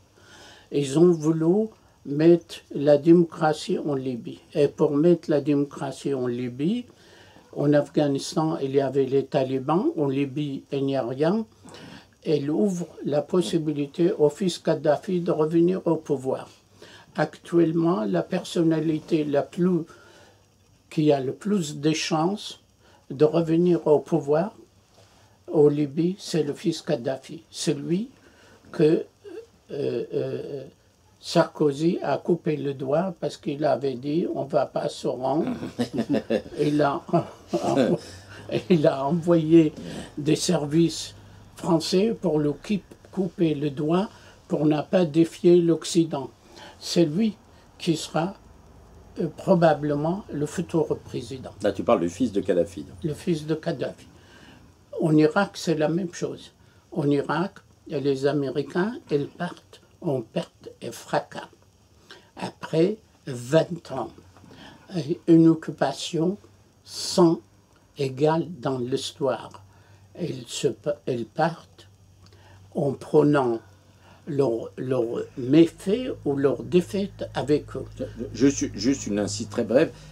Rappelons que la Libye était le pays avec le plus haut niveau de vie, le plus haut revenu par habitant, le meilleur système d'éducation et de santé de tout le continent africain, avant qu'on ne le détruise. L'Irak avait une position extrêmement enviable, elle, de son côté, au Moyen-Orient. Est-ce que tu pourrais rappeler la situation? En 1975... La Syrie n'était pas au niveau de l'Irak, mais en tout cas se portait beaucoup mieux que quand on leur amenait la démocratie là aussi. En 1975, l'Irak avait obtenu plusieurs médailles de l'UNESCO pour être le pays de tiers-monde qui avait enrayé l'analphabétisme. En 1975, en Irak, il y avait toute une armée de savants irakiens capables de manier l'énergie électrique, nucléaire, pétrole. L'Irak... Et donc de nous produire des armes de destruction massive, n'oublions pas. On a essayé, c'était le ministre de la Défense américain qui est allé démarcher Saddam Hussein pour lui vendre des produits chimiques. Oui, enfin, bon, on ne va pas développer ça. L'Irak était un pays, l'Irak de Saddam Hussein, indépendamment de toute autre considération politique, objectivement, la population irakienne était parmi celles qui avaient le sort le plus enviable d'un point de vue matériel, culturel, santé, etc. Les instituts israéliens disaient à l'époque que le pays qui était, après Israël, le plus développé au Moyen-Orient, c'était Israël, l'Irak, en matière de la santé, de l'éducation, de l'état, de niveau de vie et tout. Moi, à cette époque-là, j'ai quitté l'Irak. Donc tu connais bien la question. Il faut rappeler que quand même que Soubry est natif de Mossoul, est irakien à l'origine. Et ils ont réduit l'Irak à néant. C'est le pays le plus sous-développé du monde aujourd'hui. Ils ont remis en place un système tribal. Les Irakiens, ils croient aux tribus, aux confessions, à tout le charlatanisme qui peut exister. Ils ont enrayé tout le progrès accompli par le peuple irakien. Ils ont fait la même chose avec le peuple libyen. Puisqu'ils ont, en assassinant Kadhafi, qu'est-ce qu'ils ont fait? Ils ont envoyé les frères musulmans prend en main le pays. Et les frères musulmans, ils ont instauré le hijab, ils ont instauré... D'ailleurs, il est très intéressant de regarder les événements. Les documents visuels, ils sont à disposition de tout le monde. Ça n'intéresse personne, en tout cas pas la presse française, mais il y en a. Si, le camarade Bernard-Henri Lévy... Ah oui, évidemment, oui. Il est débarqué... J'avais oublié, là, tu fais bien de me le rappeler. En Libye, il a amené le chef de la révolution libyenne et lui a dit il faut promettre aux Libyens qu'ils ont le droit désormais de se marier avec 4 femmes. Et le premier discours du chef de la révolution libyenne, le premier discours sous le conseil de Bernard-Henri Lévy, s'est adressé au peuple libyen en leur disant désormais vous avez le droit de se marier avec 4 femmes. Et bon, il est mort ce chef révolutionnaire, mais en réalité c'est ce qu'on voulait faire. C'est la démocratie, qu'est-ce que tu veux? C'est ce qu'ils ont fait. Ils ont propagé l'ignorance, l'arriération et l'anéantissement culturel en Libye, en Irak, en Syrie et même au Liban. Même au Liban, c'est actuel. C'est en cours. En Syrie, actuellement, de fait que c'est le seul point où il y a un échec de non-aboutissement. Parce que la finalité de leur projet, dans l'aboutissement final, c'est d'évincer le régime pour dire on va le remplacer pour un autre régime. On ne sait pas d'où il amène ce régime. Ça n'a pas marché. À l'heure actuelle, la Syrie, comme l'Irak, elle est pratiquement déchirée. Ils ont créé une rivalité nord-syrien et la Syrie. Ils ont encouragé, bien entendu, les revendications nationalistes des Kurdes, mais la semaine dernière, Erdogan a bombardé massivement toutes les bases de partis kurdes en Irak et en Syrie. C'est une fenêtre ouverte vers un conflit plus général. On en a parlé ici à plusieurs reprises sur la stratégie d'Erdogan, de ses projets, qu'il veut redéclencher la guerre contre l'Occident, qu'il veut nier ou annuler tous les accords de la Première Guerre mondiale qui ont pris la Syrie, l'Irak, tout ça, ça faisait partie des colonies ottomanes. Oui, l'Empire ottoman doit se reconstituer. L'Empire ottoman, Erdogan, il en rêve. Il a un pied dans le nord de l'Irak, chez les Kurdes de l'Irak, un pied dans le nord de la Syrie, et les bombarde de temps en temps. Donc, rien de leur stratégie de chaos. Et aujourd'hui, nous n'avons aucun exemple qui permette de dire que l'Occident américain est en capacité d'apporter une solution. Elle est en capacité d'apporter de conflits et encore plus de conflits. C'est pourquoi, en commençant, j'ai dit, maintenant, ils vont s'affronter à la Russie et ça sera leur mort. Ça sera leur mort. D'autant qu'ils ont en plus la Chine, surtout dans le collimateur. Alors là, ils ne sont pas sortis de l'auberge. Même la Russie, en dehors de la Chine, ces imbéciles, ils ont ignoré l'histoire. Ils ont tenté à combien de fois pour aller envahir la Russie, ni Napoléon, ni Hitler, ni tous les autres envahisseurs. Ils ont tous cassé le nez à la frontière russe. Là, c'est qui ça? C'est M. Macron qui va donner... C'est pour ça qu'ils veulent qu'ils se battent entre eux. Non, mais Macron est là pour amener une désescalade. C'est à peu près tout ce qu'on a compris de sa rhétorique. Mais Macron est un épiphénomène. Je voulais juste revenir sur un point qui me semble important, que tu as soulevé, on en a déjà parlé plusieurs fois ici, qui est la partie donc Erdogan et le projet ottoman.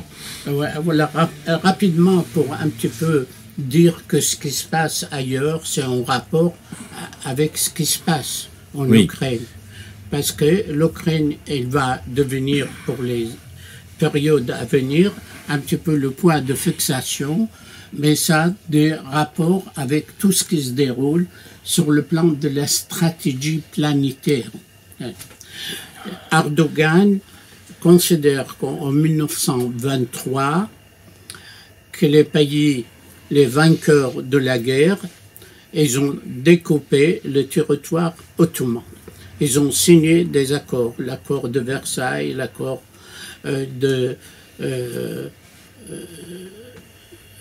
plusieurs accords pour découper le territoire turc.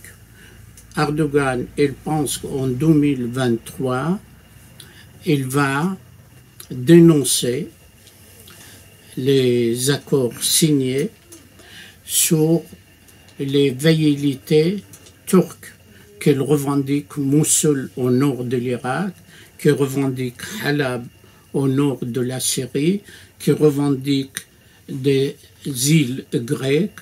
Elle dit tout ça s'est passé en perte et profit puisque c'était des territoires turcs, on me les a volés. Et un siècle après, j'ai le droit de dénoncer ces accords. Donc, elle nous prépare pour le 2023 un conflit généralisé. Et il va revendiquer. D'ores et déjà, il a installé des bases militaires en Syrie, en Irak, et il est à proximité des îles grecques. Alors, on a dit qu'on allait revenir à l'Ukraine, mais juste un commentaire ou une question complémentaire. Erdogan, il est quand même extrêmement dépendant à la fois des Occidentaux via l'OTAN et de Poutine pour d'évidentes raisons géostratégiques, mais surtout économiques.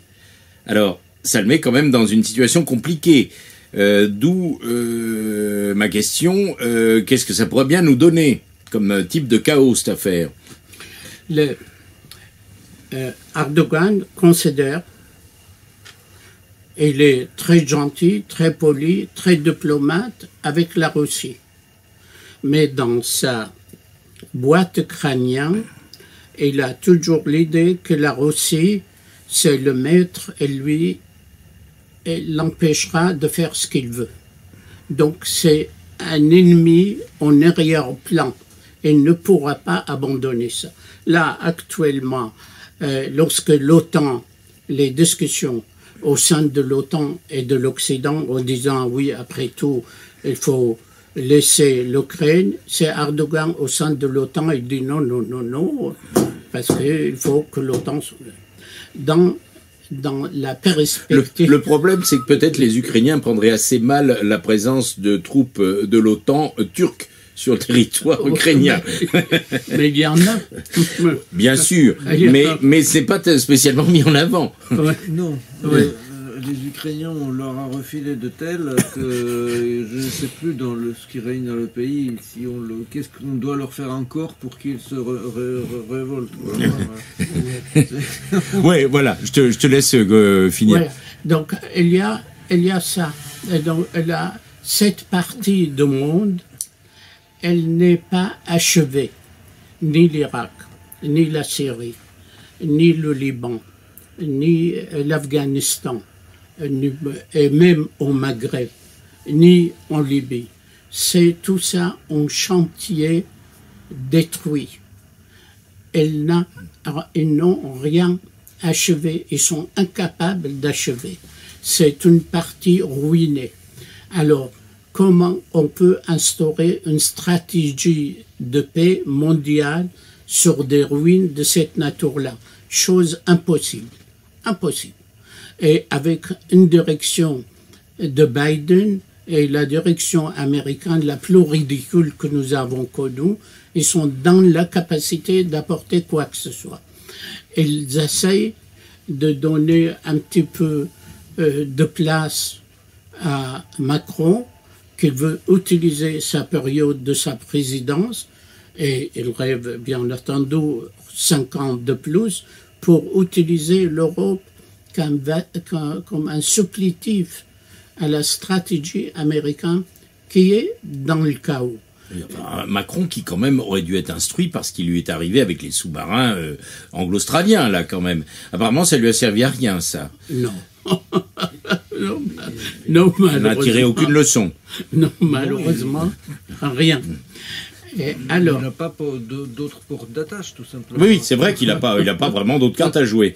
Bon, alors, excuse-moi, donc ta conclusion, pour en revenir, donc retourner en Ukraine et conclure sur l'Ukraine. Moi, je pense que dans la théorie de chaos qu'on a commencé il y a 7 ou 8 ans, étape par étape, là, on arrive à la phase la plus cruciale. c'est l'Ukraine, la plus grossière. Elle doit s'affronter à Poutine. Je ne sais pas ce que ça va donner. Néanmoins, toutes les informations en notre possession disent que les Occidentaux ne peuvent pas s'affronter à la Russie. Et d'ailleurs, à vrai dire, il y a que la presse et les relais d'opinion ultra massivement majoritaires et qui continuent de nous faire avaler qu'il y a une perspective d'invasion de l'Ukraine par les Russes.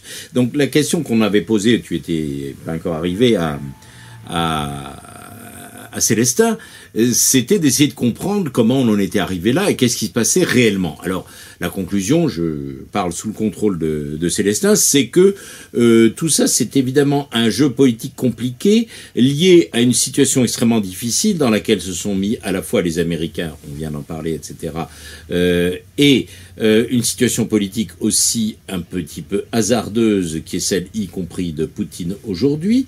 À partir du moment où on est dans cette situation chaotique, il y a aussi en arrière-plan, et c'est pour ça que j'ai fait une allusion à la conférence de Mearsheimer, qui date quand même déjà de 6 ans, mais qui apparaît extrêmement actuelle, et qui rappelle qu'en réalité, le véritable pur competitor, comme disent les Américains, et comme dit Mearsheimer, c'est la Chine, en réalité. Que le reste, c'est déjà devenu un petit peu quantité négligeable, parce que ce qui est le plus menaçant, malgré tout, pour ceux qui voient un petit peu plus loin que le bout de leur nez, ou des échéances politiques immédiates, c'est la Chine qui menace le plus l'empire américain en tant que tel.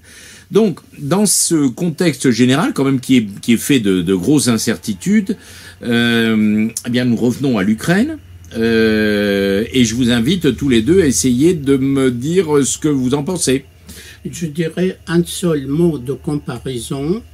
Lorsque l'Amérique s'est attaquée à Saddam Hussein, et puis à la Syrie, à Kadhafi et à la Syrie, dans l'esprit de peuples en Occident, c'était des pays pro-soviétiques.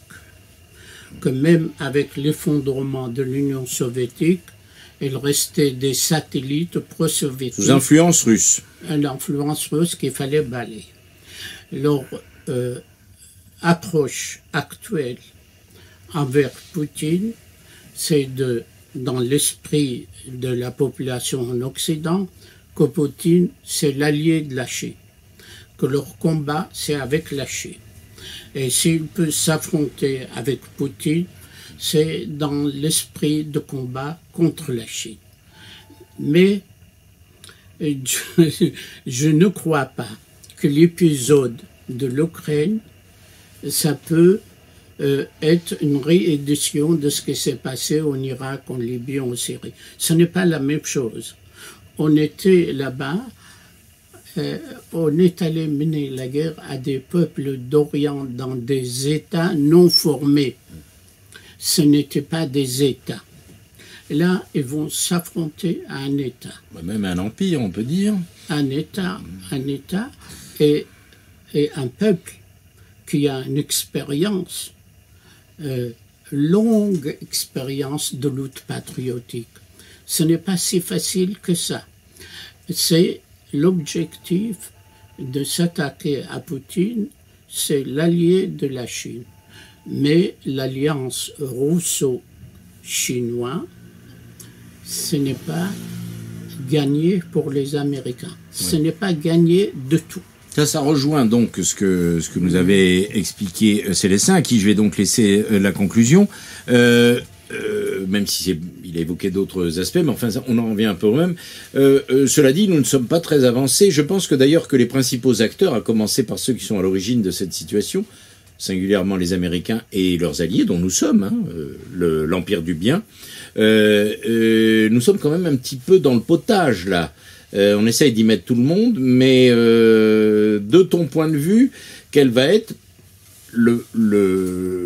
quelle est la perspective de tout ça? On va en revenir à notre discussion du début, on va conclure là-dessus. Quel va être le point de vue des Russes, des Ukrainiens, aussi bien leurs dirigeants que leurs opinions publiques? Alors, donc, il y a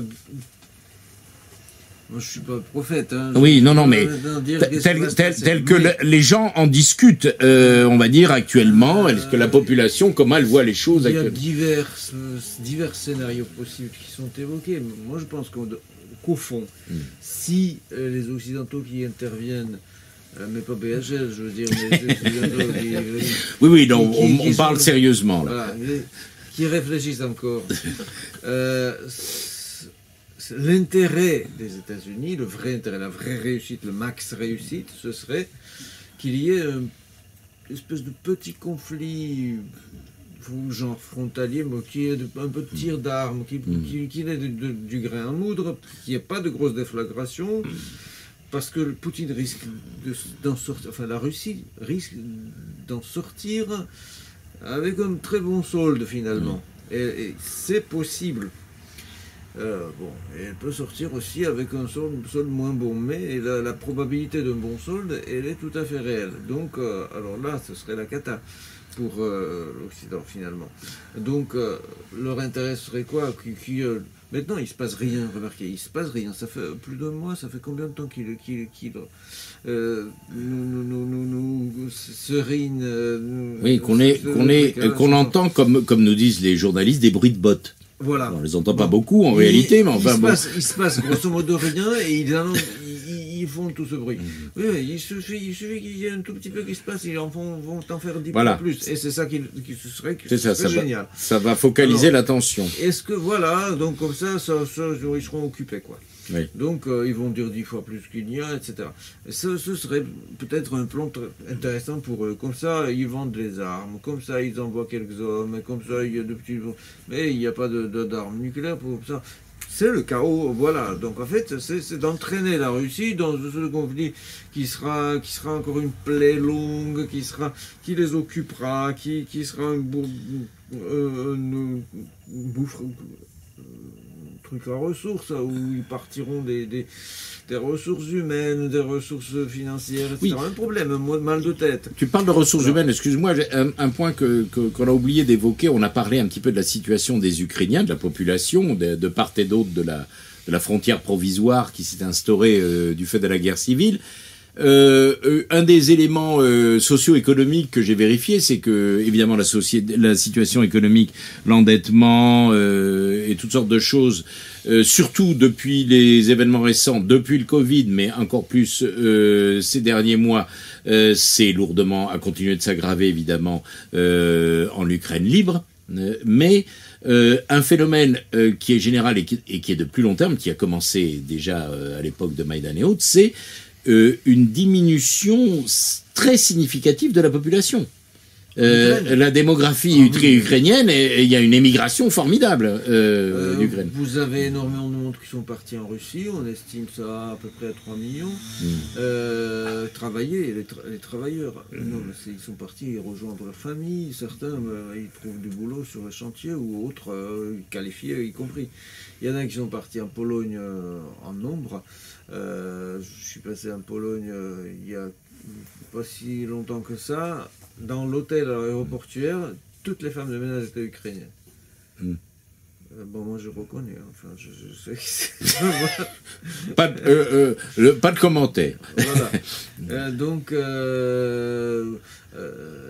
ils partent où ils peuvent, parce que c'est vivable du point de vue économique pour beaucoup de familles de conditions modestes.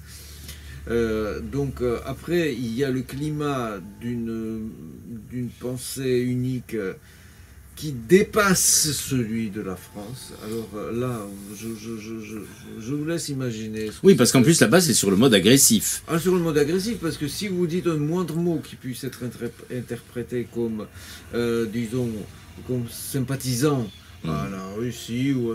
vous êtes traître, vous êtes ennemi du tout. Vous risquez la prison, vous risquez aussi de vous faire agresser dans la rue, etc. Il y a quand même une minorité nationaliste, une minorité qui se compose quand même de plusieurs centaines de milliers de personnes pour l'ensemble du pays qui en compte, je sais pas. Personne ne sait combien ils sont en ce moment. Une trentaine de millions, je crois. Plus, 32 millions. 33, voilà, effectivement présents sur le territoire. Donc, c'est l'atmosphère de la peur refoulée. Enfin, ils ne la manifestent pas. Ils vont retourner la veste vite. Beaucoup d'entre eux, si jamais l'occasion se présente. Mais en ce moment, vous n'avez pas les manifestations contre. C'est pas un pays. Il n'y a pas de liberté de ce point de vue d'expression, par exemple, aucune, parce que sinon vous êtes tout de suite montré du doigt, mais extrêmement. Et pas seulement du doigt. Ah oui, non, mais vous êtes montré du fusil, carrément. Voilà. Donc, là, actuellement, c'est pas tant la guerre, c'est ce qu'on avait dit au début, que redoutent ni les Russes ni les Ukrainiens, qu'ils soient du Donbass ou d'ailleurs, c'est plutôt la poursuite du délabrement systématique et de la destruction du pays. Ça ne s'arrête pas, de toute façon, ça continue. Et de toute façon, là, il y avait des avis qui étaient émis que l'Ukraine en a pour 6 mois, enfin, des trucs comme ça. Donc, c'est économiquement parlant. Hein, parce qu'après, il y a les effondrements, les processus d'effondrement qui seront encore plus difficiles de la maintenir à la flotte. Et qui va la maintenir à la flotte? Parce que maintenant, économiquement parlant, il y a des sanctions russes, ça existe. Les sanctions économiques, ils ne leur vendent pas assez de... Pas la quantité nécessaire de charbon, parce que le charbon il restait à Donetsk. Bon, ils n'ont pas assez de charbon pour eux, ils n'ont pas de combustible, pas de gaz, pas combustible nucléaire, parce que le Westinghouse, bien sûr, ils essayent de convertir leur centrale, mais c'est pas encore fait. Ils ont besoin encore du combustible russe, donc il y a plein de trucs qu'ils ont besoin de la Russie. Donc, si alors, ils ne sont pas capables d'acheter, donc pour les maintenir à la flotte, si la Russie les entretient, en question toujours, il y a de plus en plus de voix qui disent qu'il faut arrêter. On peut donner juste un élément extrêmement concret et parlant. Je crois qu'on a évoqué, quand on discutait tout à l'heure, le cours de la monnaie, dont j'ai oublié le nom officiel, ukrainienne, qui a depuis dans les dernières années, là, dans la dernière période, 10 ans à peu près, sur les dernières années, a été dévalué de 300% quand même. C'est ça. Non, mais il y a rien de... Et puis qui va payer pour le maintien de la consommation, le maintien de... Eh bien, est-ce que les Américains sont prêts pour l'instant, c'est encore le FMI, la BCE, etc. Voilà, c'est ça. En tout cas, qui prête. Qui prête, puis qui prête pour rembourser les prêts, etc. Oui, mais enfin, pour l'instant, c'est un enjeu qui dépasse ça, géostratégique. C'est ça. En fait, mais ce qui n'offre pas beaucoup de perspectives pour autant aux populations locales. Donc finalement, nous nous retrouvons actuellement dans l'attente des solutions merveilleuses que nous ont concoctées, notamment Macron. La guerre, elle est même bien possible. Là, tu penses que ça, c'est un facteur qui pourrait amener à un conflit, qui pourrait... Bien sûr. La probabilité d'une attaque d'une provocatrice, évidemment, au Donbass, elle est forte. Oui, la meilleure preuve, c'est que d'ailleurs les Américains ont annoncé que les Russes allaient annoncer une telle attaque dans la logique du false flag, comme disent les spécialistes, c'est-à-dire exactement ce que les Américains ont fait pour justifier leur bombardement en Syrie, etc. Et où là, on a bien vu que c'était quand même du pipeau total. Ça n'a pas empêché Macron de l'encourager et de suivre à l'époque. Ce qui est particulièrement amusant dans ce contexte, puisqu'on raconte que les troupes russes sont à la frontière, n'est-ce pas? Enfin, les troupes russes, elles sont quand même dans leur pays. En position de fauve qui va, maintenant se faire le saut. Où sont les troupes ukrainiennes pendant ce temps? Alors, non, mais normalement, s'il y a les troupes ennemies qui sont là, en face, on doit avoir BHL t'a expliqué qu'ils étaient prêts. En fait, non, ils sont pas en face, ils sont au Donbass. Oui, ils sont prêts, ils sont motivés. Oui, c'est ça. Là, tu as résumé la situation. Les Russes sont tout simplement en arrière-garde. C'est le message quand même qui est passé de ce point de vue-là, pour dire si vous jouez au con, de toute façon, ne vous faites aucune illusion sur ce que nous allons faire. Oui, oui, oui. Et comme tout le monde sait que pour les Russes, d'un point de vue simplement géostratégique, ça pose aucun problème d'être en 2 jours à Kiev, s'ils veulent y aller, et que la formidable résistance courageuse des héros de la liberté néo-nazis ukrainiens eux-mêmes savent très bien que c'est complètement chimérique. Donc là, quand même, c'est un jeu de con, là.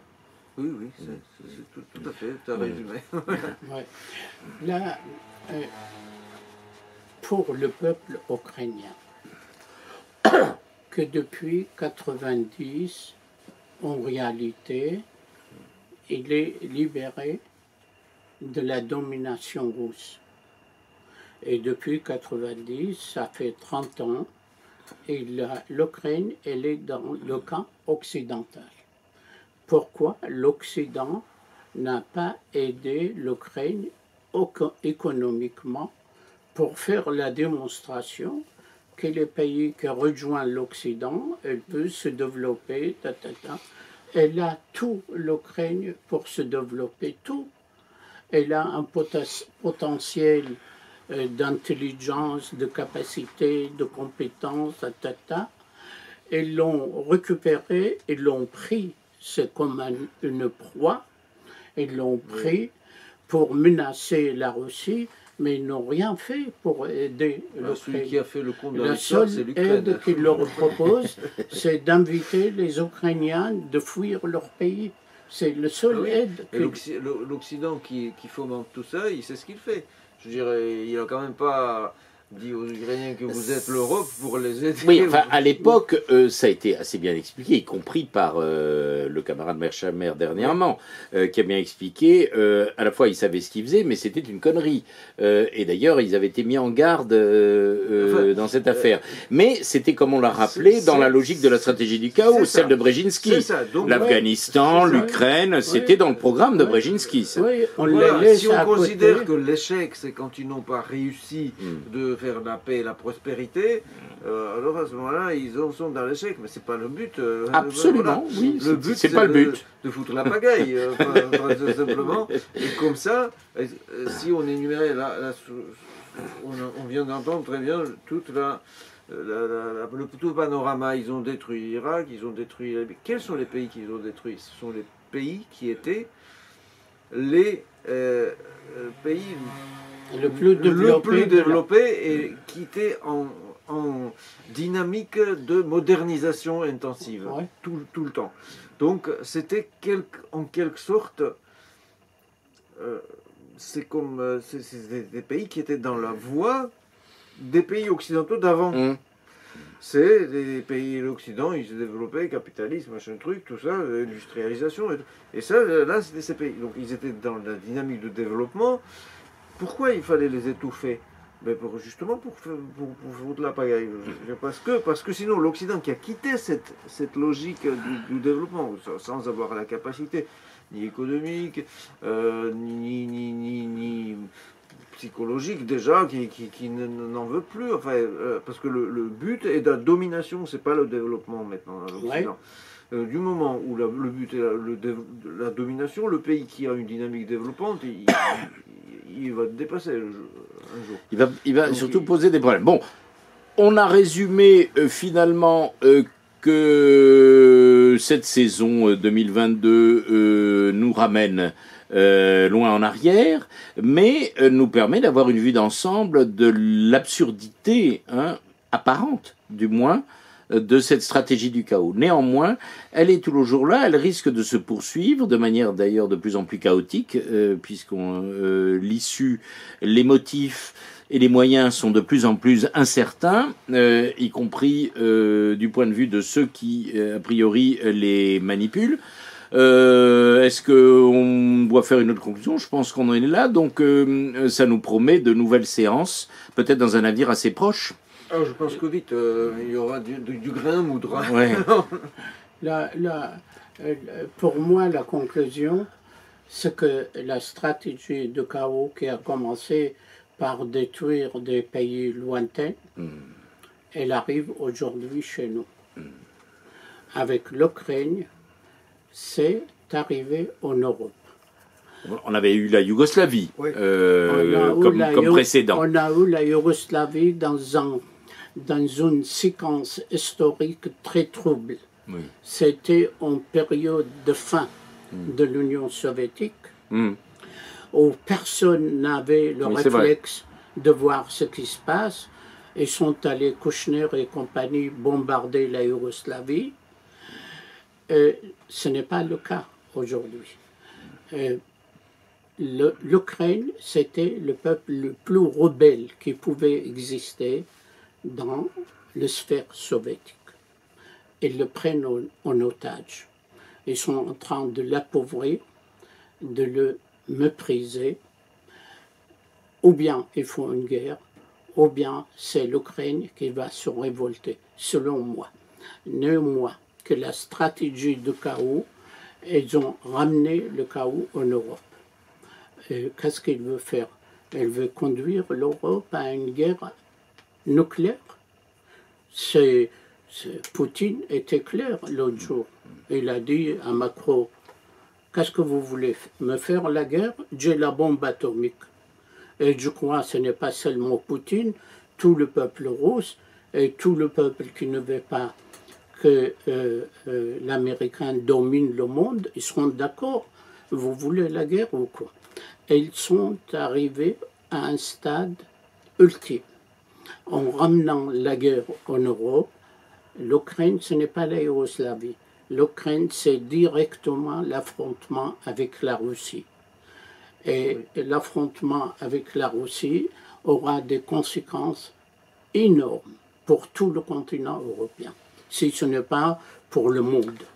C'est pour ça que probablement ils vont essayer de ce côté de faire durer ça à l'infini avec de rallonger, des rallonger, des rallonger, des rallonger jusqu'à ce que, je ne sais pas, quelque chose apparaisse. Ce qu'on appelle le chaos. Bon, là-dessus, il me reste à vous remercier, à vous dire, hélas, probablement à bientôt pour les épisodes suivants.